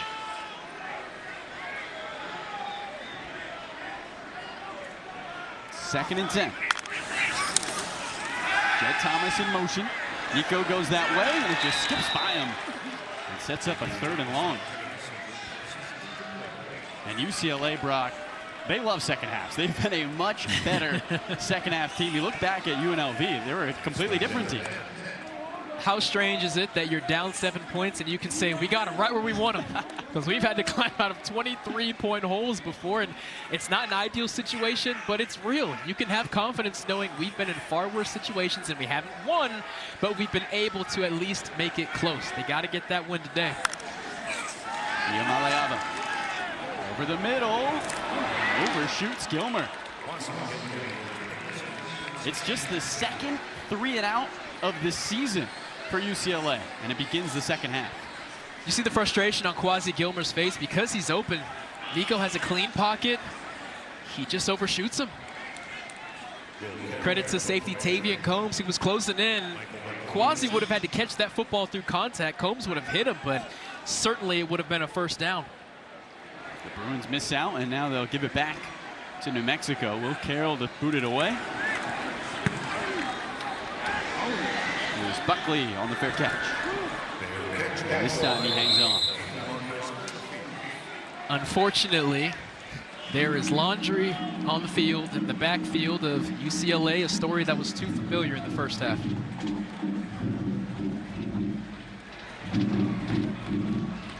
We'll wait to Holding, hear. kicking team number 50. 10-yard penalty will be added to the end of the play. 1st down. New Mexico gets just that much closer to the end zone. It's exactly what Deshaun Foster talked about with Drea coming out of the timeout. And the holding is on the long snapper, Salem Abdul-Wahab. And safety David Murphy applying the pressure on the punt. And there's no denying that one. And this is not the start that UCLA was looking for, as the stadium that was somewhat inflated going into the half, despite the confusion of the final minute, is certainly deflated now as the Lobos offense gets ready to strike. Bankston bounces it outside. Nods away at about 7 yards. John Vaughn's the tackle. This is a UCLA defense, Brock, that is starting to find their rhythm. A 3rd and out 2 drives ago, and then the turnover on downs the last drive. You would think that they would come out here with some juice because they finished that second quarter so much better than every series before it, and the fact that they kept the Lobos out of the end zone. But again, this stadium is deflated. That offensive 3-and-out may have stolen some juice from the defense. Can the defense bring the juice? Bankston again, and he gets to the 1st down marker. Here's an adjustment I would love for UCLA defensive coordinator Ikaika Malloy to make. Load the box. The Lobos receivers have not proven to beat your defensive backs. There were some trick plays early, and there was some eye discipline issues in the red zone. But if the Lobos get this first, keep that box packed. Make them beat you in the air. You cannot let them get these 6-yard gains every single time they run the football, and they have to be stout here on a 3rd and short. And mark it short, 3rd and 1. Lobos have only converted 1 3rd down tonight. And movement near the line. False start. Offense, number 66. 5-yard penalty. 3rd down. Israel Mukwiza, the left guard, and that flinch is just enough to do it. A rare error by Mukwiza, who is far and away their best offensive lineman. See the disappointment on his face, and now Jack Lane is thinking this ball is going to have to go to the air, and Ikaika Malloy, the UCLA defensive coordinator, is thinking, I can dial up some pressure here. Lane 7 for 10 tonight. What does he do on 3rd and 6? Lane, flag flies, he's down, the ball is out. John Vaughns jumps on it.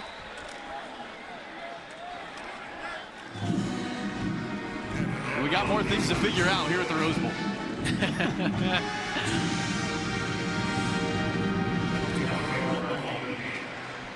Personal foul. face mask, defense, number 34. 15-yard penalty, first down. You're going to see defensive end Devin Apue, 44, who reaches out that left arm. You're just trying to grab something, anything, to get a tackle, and he gets a fistful of face mask. And just like that, you have an offense in 3rd and short. They false start. They make an error. They get pushed back. You have all the juice, and then you stab yourself in the foot. And unfortunately, as you see the expression on head coach Sean Foster's face, this is an all too familiar feeling so far this season. 10 penalties for 101 yards. And we are barely into the 3rd quarter. McKinney stood up and brought down.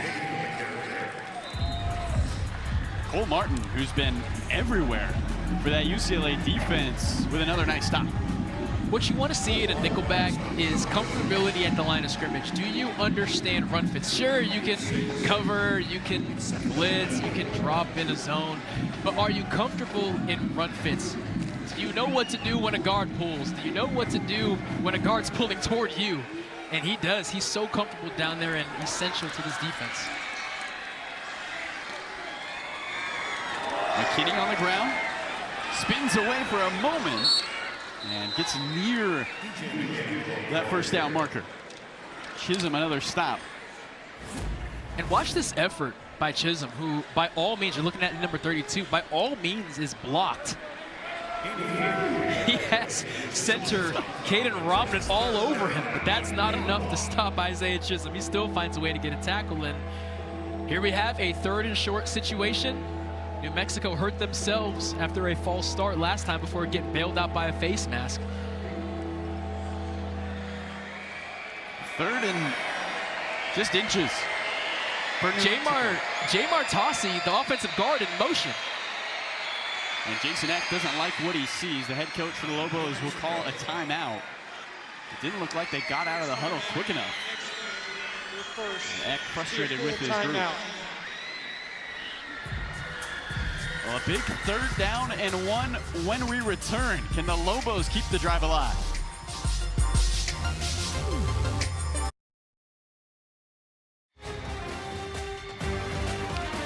Football on the Big Ten Network is brought to you by Auto Owners Insurance. As you get a look at them painting the lines here at the Rose Bowl. Oasis had a couple of shows here last weekend. The home of soccer for the Olympics coming up in LA a couple of years. The most beautiful venue in sports, bar none.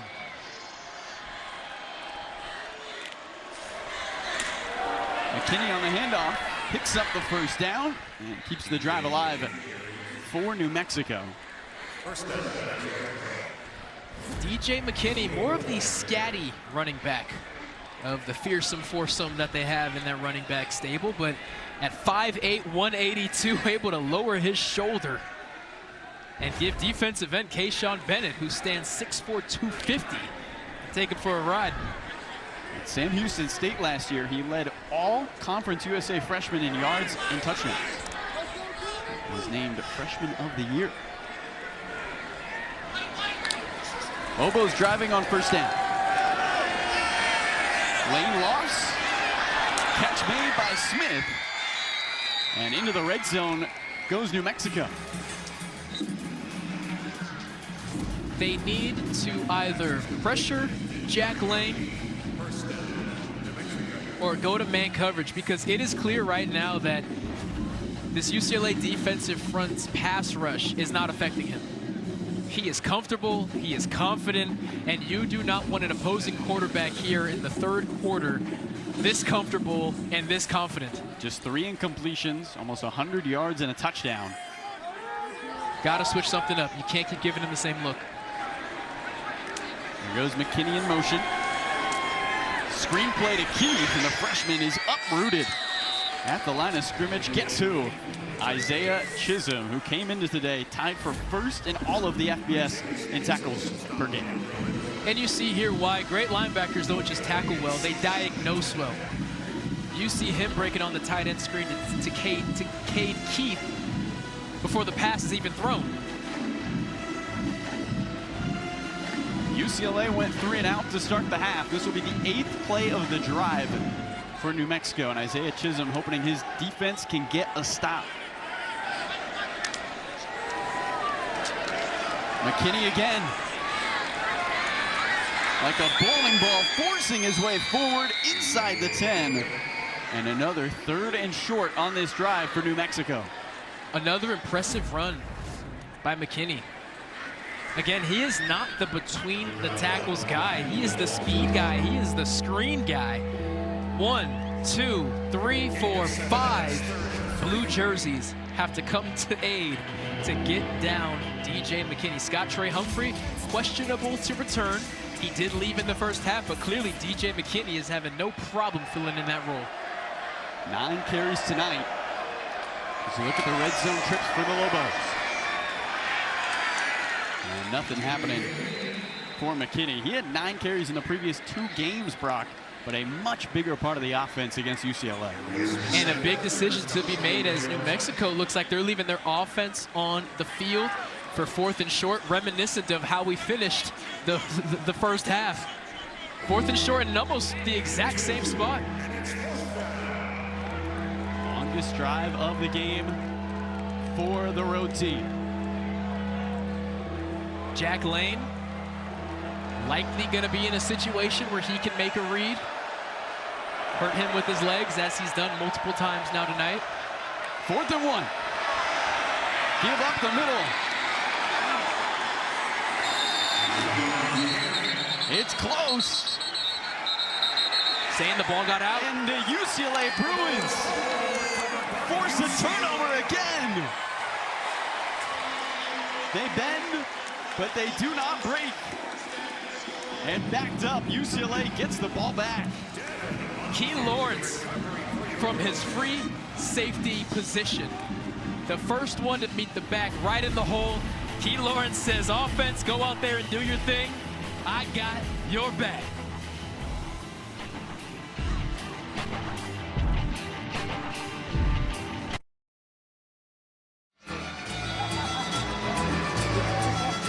New Mexico still hanging on by 1 score. And let's look at that last 4th down. Brock, the Bruins once again a big stop. Key Lawrence from his free safety position lined up about 5 yards deep with his heels on the goal line. Able to meet the running back at the line of scrimmage. Devin Apu able to fall on that football, making sure that their first turnover forced this season would come when this team needed them most. How will the offense build off of that forced turnover? They start at the 3. And a throw over the middle is broken up beautifully by John Johnson. Intended for Titus Mokiao Atimalala. Now watch Titus run this route. This is a situation, boom, he breaks in. This is a situation where you have to be on the same page as your quarterback. He's not dancing, but he's trying to stem his corner when Nico was saying, no, just break now. Nico wanted to throw that ball even earlier than he did there. And again, this goes back to the chemistry with his wideouts. This time on the ground. And not much going there for the Bruins. They'll set up 3rd and long. One thing that certainly needs to change is Nico being the feature back. He doesn't have the most rushing yards because Anthony Woods had that big run to close out the half, but anybody who's watched this game knows that Nico is really the only one consistently getting something going on the ground. The ball won't be on the ground here, but until a running back can start making plays, it's just going to make Nico's job a lot harder. 3rd and 7. And Nico just spikes it. Woods was in the area. UCLA came into this game with 1 3-and-out on the season, and on back-to-back drives they go 3-and-out. And there were linemen downfield, meaning all 11 of UCLA were not on the same page. They were not on the same page. First off, it's a halfback screen, so your options are limited. So the play call kind of puts Nico in a bind. You see his frustration, but I can promise you all 11 were not on the same page. Carroll out of his own end zone. Buckley lost it. Ball on the ground. The Bruins looked like they were there first. And now they have to separate the bodies. Second time Buckley has muffed the punt. And UCLA comes away with the football.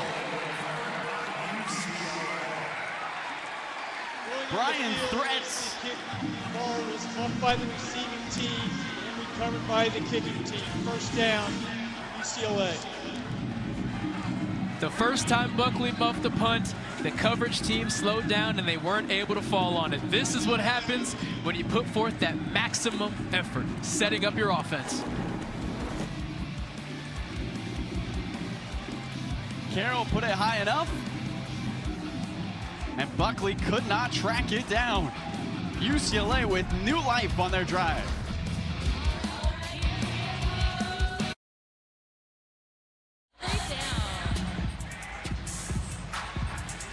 New Mexico leading 14-7, but the Bruins get the ball after the muff punt. And tonight's coaching profile is presented by Discovery. Get a look at Deshaun Foster. Second year with UCLA, looking for a big win. Somebody who really bleeds blue, a part of this Bruin program. An absolute legend. And what I hope he told offensive coordinator Tino Sinceri here is take a shot. Sudden change, defense is on their heels. You have to take a shot.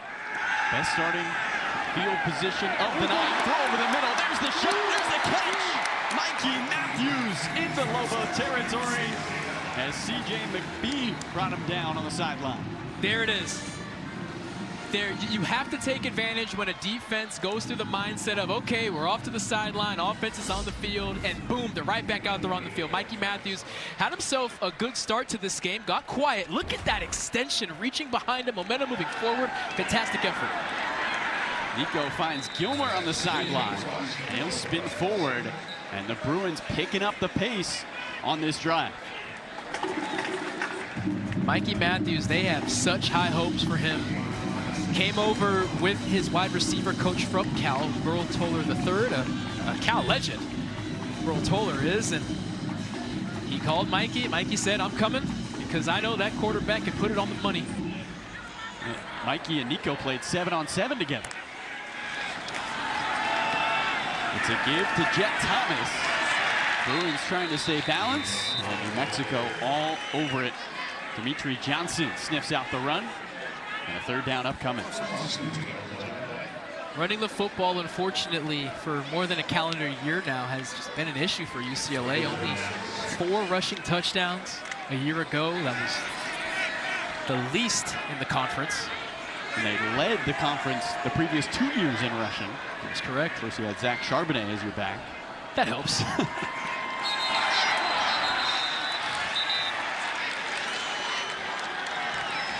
More movement. Ball start.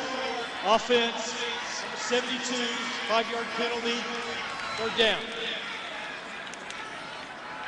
Garrett DeGiorgio making his first start at left tackle. He's made 40 starts in his career. He's the most experienced player on this team and experienced enough to make sure he gets the snap count and not hurt his offense. 2 steps forward, 5 steps back, and now Nico and his offense got to figure out a 3rd and long. Looking for the 21. And again, a flag on the field. This would be number 12 if it's on UCLA. Ball start. Offense, 72. 5-yard penalty. Third down. Back-to-back plays. Same situation, and now you have to wonder what is going on with this snap count for Garrett DeGiorgio, who again 40 starts under his belt. He knows football. He may not know Nico very well. Nico just got here in the summer, but these are the things that you cannot afford to happen ever, let alone in a close game like this.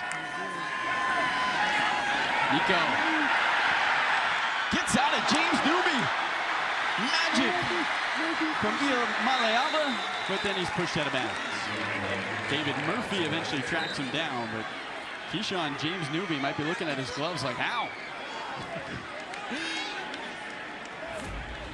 Nico is messing with the snap count. You see his hands. He'll do that about 1,000 times before he finally claps. And Garrett DeGiorgio's the one that gets beat there. Keyshawn James Newby, the defensive end, who wasn't able to get Nico down, but he was there first. He seems to have a better read on the snap count than Nico's own left tackle. Mateen Bagani from 51 yards. Career long is 57. And he's got it. They affectionately call him Moneybags. And that one was all cash. UCLA within 4. Well, they turn the muff punt into points as Mateen Bagani knocks one through.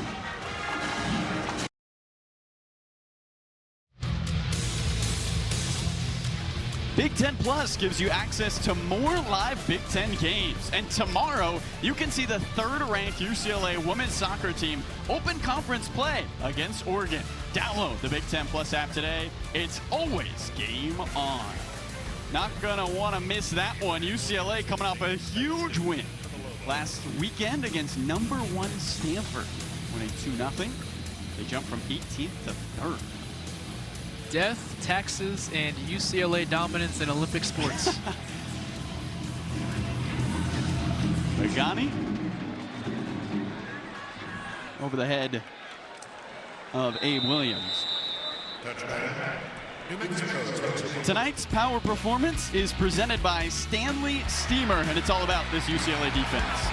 It has not been pretty, but it has been efficient, making plays when they need to. This defense has been completely honest. There are moving pieces. They're still trying to find 11 pieces that they can trust, but this has been a step in the right direction, specifically in this 3rd quarter, giving their offense as many opportunities as they can. Carlo, I want to bring up something that just happened on that kick return. Abraham Williams let that ball bounce. If that did not bounce in the end zone, it would have been a live ball. I'm sure he's getting screamed at the sideline about that right now. It sets up Lane, who's looking downfield. And just in front of the freshman, Ziel Smith. Mexico has hit the short passes, but they're still looking for that home run here tonight. And twice now they've looked for the speedy freshman, Ziel Smith. Watch Robert Stafford closing from the other side of the field. You're going to see him late. This is zone, and Stafford comes over to help his safety, Keith Lawrence. If he can get his head around, see, he's looking at Ziel. The space is close to the receiver, and you actually see free safety Keith Lawrence point saying, man, you did the hard part. Get your head around and make a play. Would have been the 2nd UCLA turnover by the defense tonight. DJ McKinney bouncing off tacklers and barges across the 35 for a first down. As a reminder, Scott Trey Humphrey, who is the bruiser back of this 4-deep running back room, he's the slasher. He's the downhill guy. DJ McKinney is 5'8", 180 pounds. He is speed screens. He is lining up at wide receiver on bubble screens. And here he is turning into a power back before our very eyes. Needed a sub after that long run.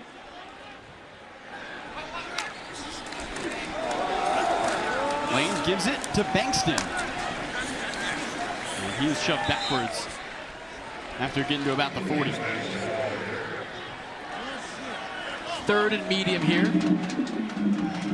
for Jack Lane. Sorry, 2nd and medium here for Jack Lane. And I want to keep bigging up offensive coordinator for New Mexico, Luke Schleisner. He is calling a phenomenal game.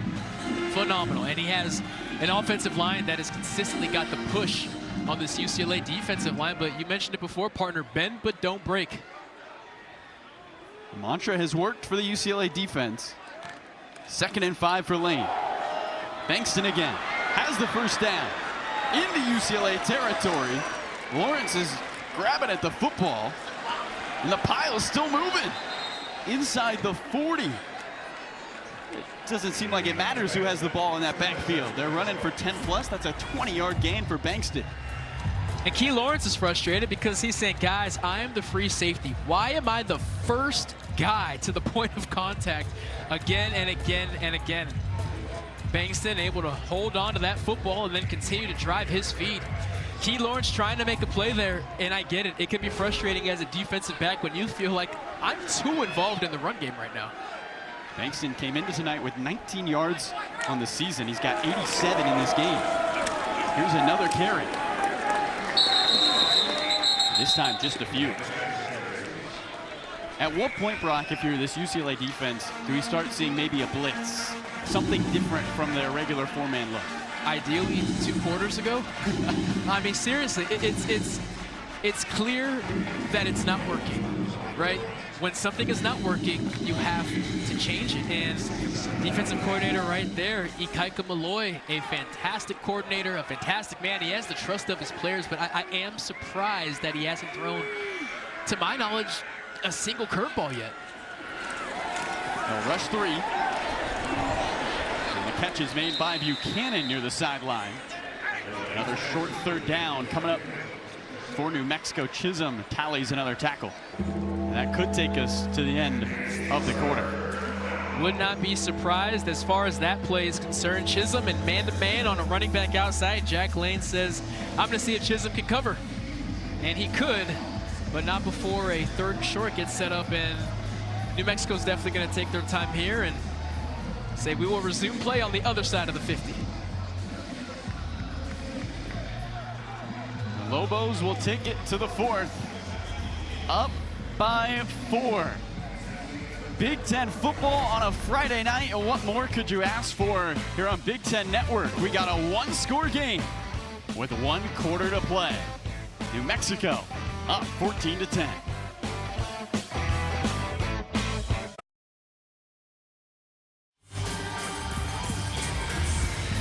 New Mexico leading by 4 as we get set for the 4th quarter. This isn't the first meeting between these two programs. Back in 2002, Ed Kazarian led the Bruins to a victory in the 2002 Las Vegas Bowl. Known for waving the towel to start the 4th quarter, UCLA could use some of that energy right here, Brock. You know, every throwback photo just reminds me that the UCLA home football jersey is the greatest jersey in football, man. And the legend Ed Kazarian right there, look at that smile. He looks great. He would love to see a Bruin win. Maybe Coach K is doing it from his couch tonight. McKinney on the handoff. And he didn't get there. Now decision time for head coach Jason Eck in New Mexico. Offense staying on the field. As for right now, Coach Eck has remained aggressive all game long. He takes 2 receivers off of the field. He brings in Jay Martasi. We've seen him in that 12 OT personnel package where he plays fullback or tight end. They bring in another tight end. We're going heavy. 4th and 1. UCLA's gotten stops on 2 4th downs tonight. McKinney picks up the first and hangs on to the football. And UCLA unable to get the stop this time. And you're going to watch Tassi, 58. He's the backup offensive guard. Boom! Setting that edge. And you know the running back's going to go right behind him. And if you are UCLA, you have to know Tassi is out there for a reason. He will take you to the football. Time and time again, these Lobo running backs know just follow Tassi. He's going to take me to the promised land. John Madden would have been proud of that boom, bro. That was good. Well done. 1st and 10. McKinney twirls. Inches towards the 26. And some extracurriculars after the fact. Kanye Clark throwing Michael Buckley to the turf. The extracurriculars usually pick up around the 4th quarter when you're just sick of hitting one another, but no flag, no foul, I suppose. This will be now the 10th play of the drive for a New Mexico team, Brock, that had the ball for 11 minutes in the 3rd quarter. And if they can continue running the ball as well as they have all game, it's not going to change. 34 runs to 15 passes. They'll pass here. Thomas the catch. Makes Kanye Clark miss. Gets into the red zone and picks up the 1st down. Stafford the stop, but not after the tight end picks up the sticks. I brought up leverage before, and here's another example. 2 UCLA defenders over pursuit. Understand where your help is. If you're the first guy there, okay, I got to get outside to force him inside. And if you're the second guy there, in this case, defensive end Devin Apu, you know Kanye is going to force the ball back inside. Leverage, leverage, leverage.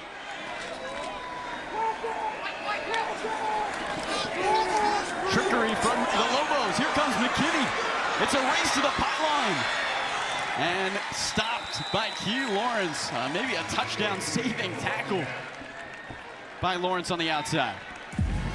DJ McKinney, a little exhausted. This is not the workload he thought he was going to get. Carlo, how many times has Key Lawrence made a touchdown saving tackle? Fantastic play call. I can't give enough credit to the Lobo offense. Key Lawrence again getting a Lobo on the ground. As a free safety, you are the last line of defense. You have to play every snap with the pressure of, if I don't make the tackle, nobody will. And you don't want your free safety to have to make a bunch of tackles, but Key Lawrence has answered whenever his number's been called upon. 2nd and 1 from the 6. Bankston this time picks up the first down, and it is goal to go for New Mexico, who's looking for their first score of the half. And a promising drive developing for the Lobos. And you talk about lack of adjustments. There are still only 4 Bruins with their hand in the ground. We're finally getting a heavy set here as 2 extra defensive linemen check into the game. I want to see 5 or even 6 guys with their hands in the ground. Let the defensive backs take care of potential play action, but they just look so light in the box right now. Lane, Gibbs, Bankston, into the end zone. Touchdown, New Mexico. And the Lobos inflate the lead here in the 4th. A quick hitter here for the Lobos. Again, great play call. There's been plenty of them today, but look how easily he gets through. Tossi, as always, follow him. He will take you to the promised land, but the lack of adjustments to heavy sets. There are extra offensive guards on the field. There's nothing but guards and tight ends out there half the time. You have to adjust and get more hands in the dirt. Here's Wiki. Splits the Spires. And New Mexico goes back up 2 scores. 13 plays, 75 yards. Damon Bankston didn't have a rushing touchdown coming into this game, and he goes untouched into the UCLA paint. New Mexico up 11.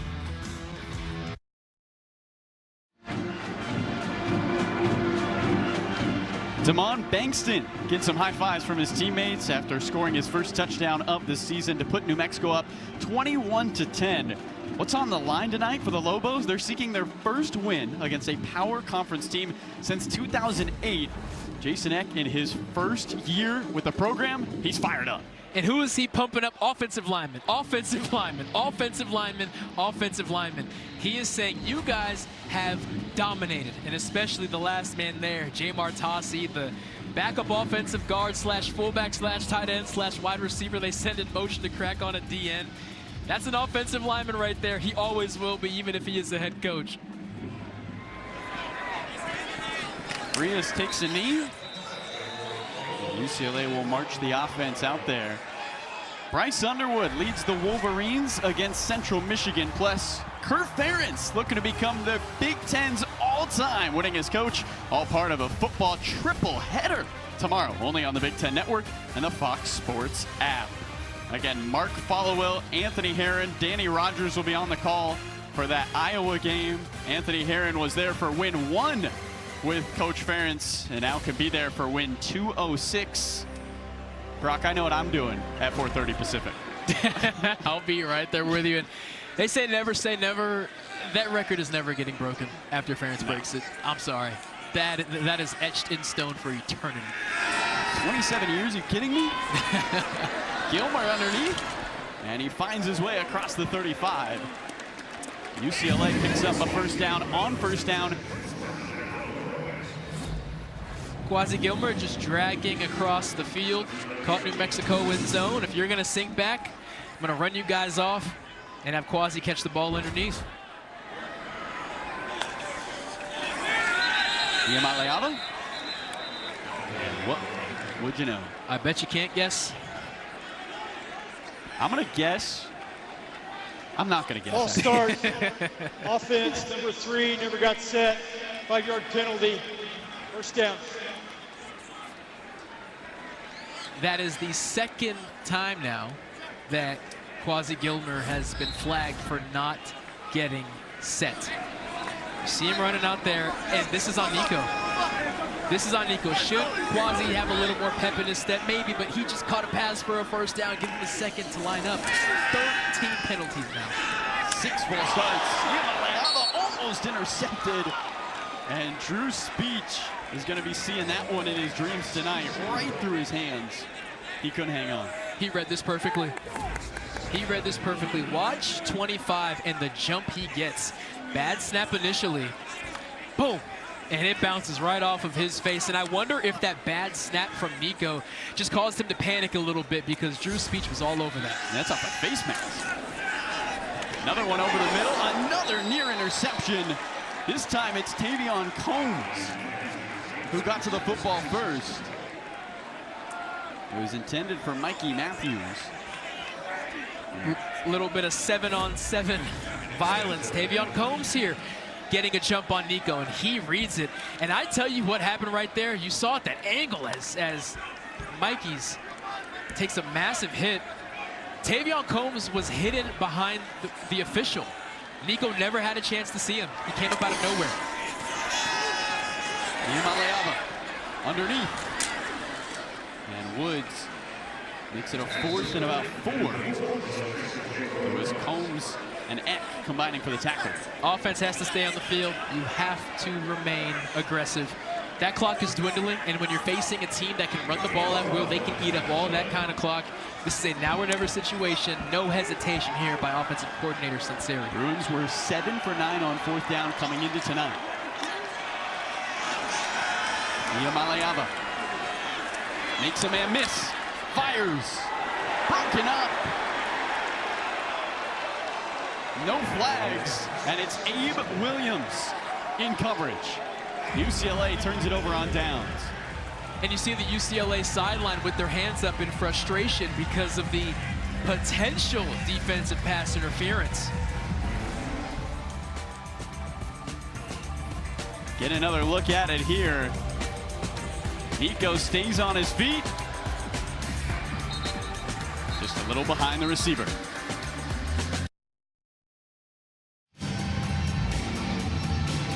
Welcome you back to Pasadena, and we're going to bring in our rules expert, Steve Strimling, because as we look at the last play, Nico Iamaleava hit here by Darren Agu, and Steve, this was reviewed for targeting but ruled not targeting.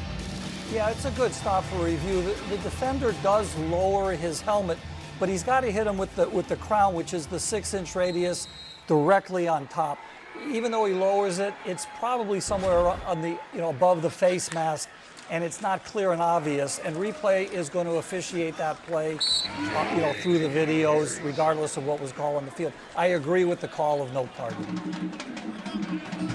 All right. Here's a look at Nico Iamaleava looking down at the iPad, trying to figure things out for this UCLA offense. But staying in this game, Brock, is going to be on this defense for the Bruins. And unfortunately, at no point this evening has UCLA shown the ability to stop the run game, averaging 6 yards a carry. New Mexico, in their minds, are saying, we're just going to keep running this football until that clock hits 0. UCLA has to get stops. And Chisholm gets in the backfield, grabbing onto the ankle of McKinney. Good stop from Chisholm. And if you're wondering how hard DJ McKinney has worked today, look at his jersey. Chisholm reads that play perfectly. You saw tight end Cade Keith, 88, pulling. Chisholm says, I'm going to follow that guy and shoot the first gap I see. He does that, and now you get in a 3rd and medium. And by all means, as obvious as it is, it has to be said, this is a must-stop situation here for the UCLA defense. 3rd down and 6 for the Lobos.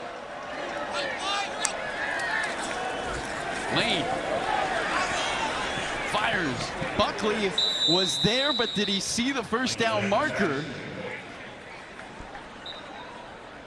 And is it going to be 4-down territory for New Mexico? There's now a flag on the field very late, about 3 seconds after the play ended. Oh. Didn't see anything initially, unless this throw was made in front of the line of scrimmage. Not sure what they're looking at here, Brock. Ineligible man. And a lot of times with those long, drawn-out plays, the offensive linemen start getting antsy. They're thinking, okay, it's been like 6 seconds, my quarterback's going to start running. And they start going downfield, and then Jack throws the ball late. Eligible receiver downfield, offense number 78, 5-yard penalty, 3rd down. Take a look at the middle of the screen here. And this is not what I said. That is miscommunication. That is an offensive lineman thinking, this is a full-on run play. I mean, that's not even a RPO read right there. He fully thought that was a run play, and now you get pushed back 5 yards, and this UCLA defense gets another opportunity. Captain Richard Pierce flagged on the play. 3rd and long. Dump off for Bankston.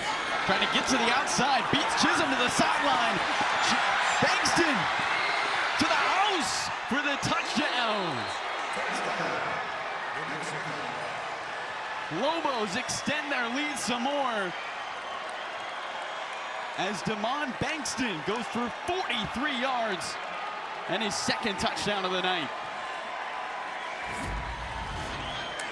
The slippery Bankston breaking every tackle that UCLA can throw out. 1, 2 with the stiff arm. Stepping over a tackle there.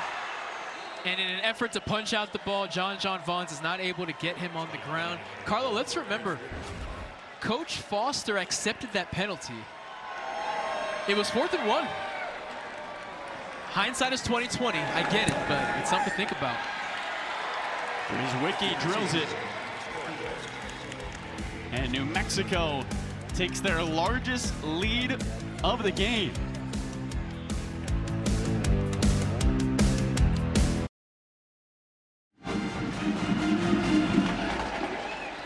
Damon Bankston with back-to-back New Mexico touchdowns.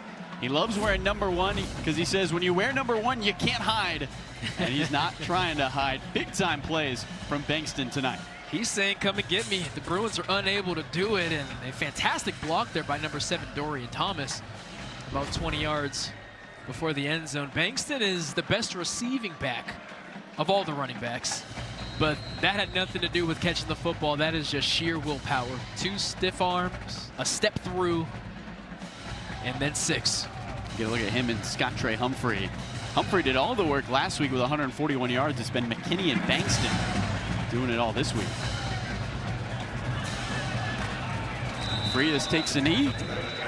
And time running low for the UCLA Bruins. Wednesday, a star-studded volleyball doubleheader comes your way. First, Penn State battles Pitt in a top 15 showdown. Then 6th-ranked Wisconsin faces Marquette in Milwaukee. Coverage begins at 7 Eastern, 4 Pacific on the Big Ten Network and the Fox Sports app. Big matchup for Penn State. 2024 national champions, looking to remain towards the top of the volleyball world. Let me tell you something. If you're sleeping on this women's volleyball season, if you think football is having chaos, this first couple of weeks of women's volleyball has been nuts. Out of the backfield, it's Anthony Woods, the Idaho transfer, who played for Jason Eck 2 seasons ago. Eck now the head coach of New Mexico, and he picks up a nice game on first down. And I'd imagine, Brock, this UCLA offense has to take a shot early in this drive. They have to check the football. And quite honestly, they've had a little bit of success checking the football. But now they have no choice. Woods again. He fights for a first down.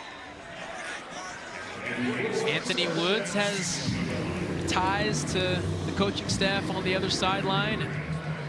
19 Lobos have California roots. You know they're excited about their performance so far.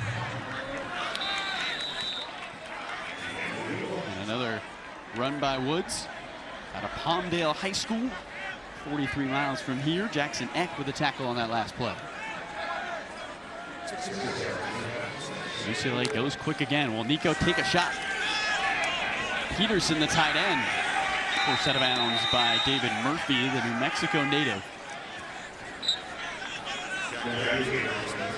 Just short of the line to gain, and Anthony Woods a little limpy coming to the sideline as Jet Thomas will take his place. Nicknamed Jet because of his speed. They get out in space here.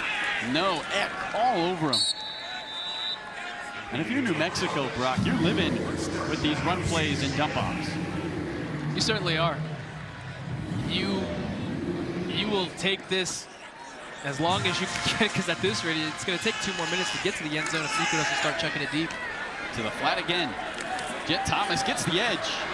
And sidesteps his way towards the 40. Bruins have not started 0-3 since 2019. They finished that season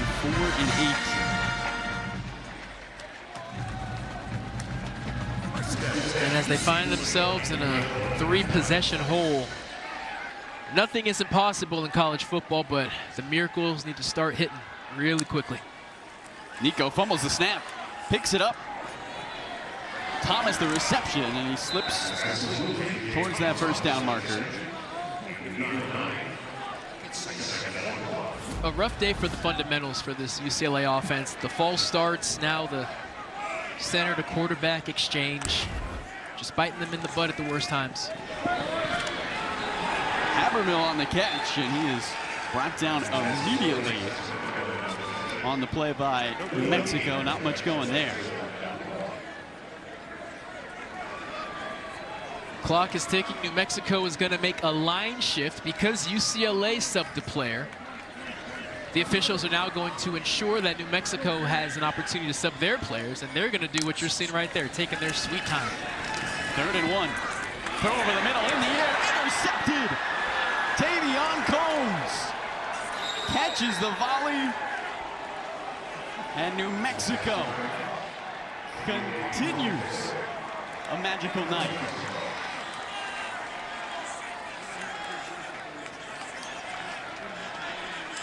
Nico trying to fit the ball into a tight window here.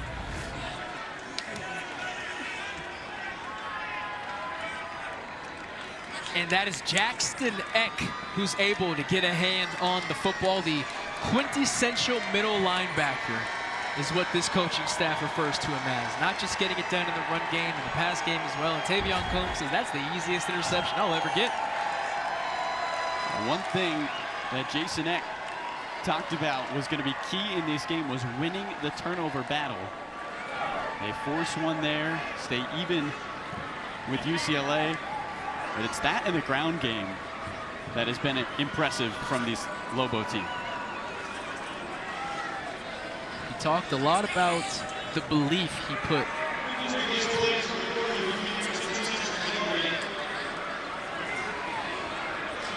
We're going to review here for targeting.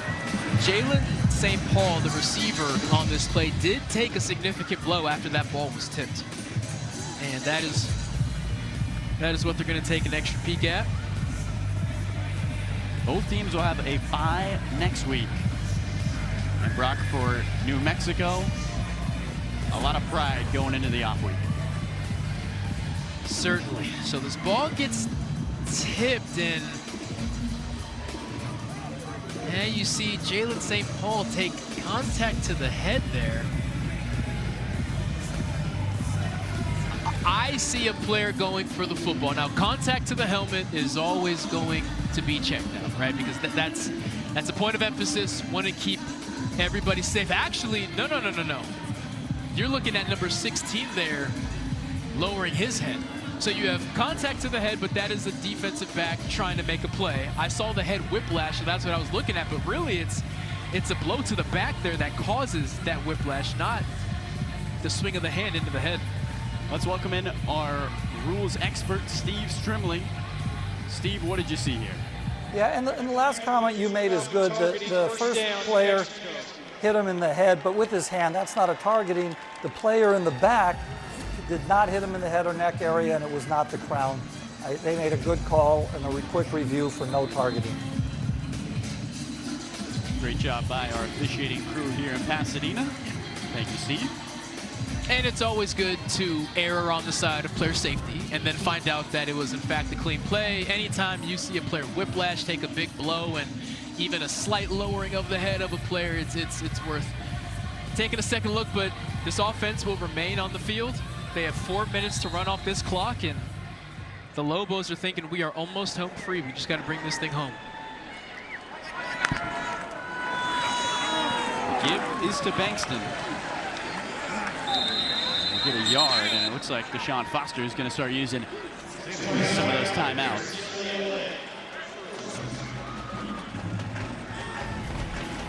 We will take just a 30-second break and be right back for 2nd and 9. Talk about the rivalry, man. We welcome you back to the Rose Bowl. Friday night action here in Pasadena. Thanks so much for hanging out with us. Under 4 minutes to play and a 2nd and 9 upcoming for New Mexico. And Deshaun Foster will have a week off to go over the tape. And had a lot of mistakes tonight for UCLA to look at and clean up. Good news for them, it is early in the season. Here comes Bankston. Bankston looking for his 3rd touchdown of the night. Damon Bankston. Breaking the bank late in Pasadena. Speed, speed, speed. He's your kickoff returner for a reason.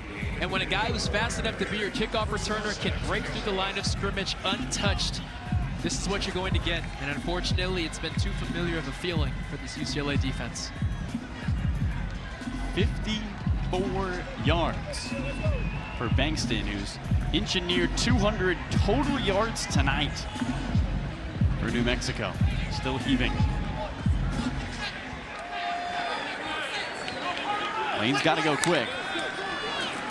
Another give. Bankston gets to about the 15. The Big Show delivers highlights, post-game interviews, and complete analysis tonight after football on the Big Ten Network and the Fox Sports app. Mike Hall, Howard Griffith, and Marcel Reese have you after this one. Don't go anywhere. You mentioned UCLA going into a bye week, some tough film to watch. And the Lobos going into a bye week as well before going into their rivalry, as you mentioned, against New Mexico State, the Rio Grande rivalry, or the Rio Grande if you're from California. That's always an exciting one for them. McKinney this time. John Bonds and T. Lawrence trying to strip it. And we got a fight in the end zone. Broken up well by the official.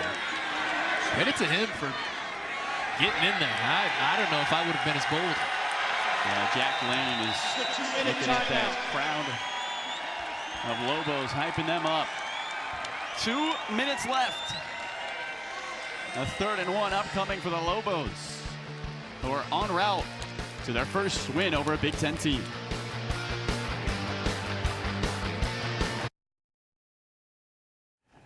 Two minutes left in the Rose Bowl. We'll get you back out to Pasadena in a second. But first, I'm Mike Hall, reminding you to stay where you are. Got a brand new edition of The Big Show coming up. Marcel Reese and Howard Griffith will join me. We'll look ahead to all the games coming your way on Saturday. We got volleyball highlights from big teams in action Friday evening.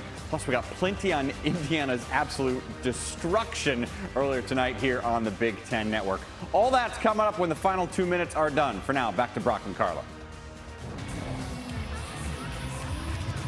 Thank you so much, Mike. 28-10. The New Mexico Lobos on their way.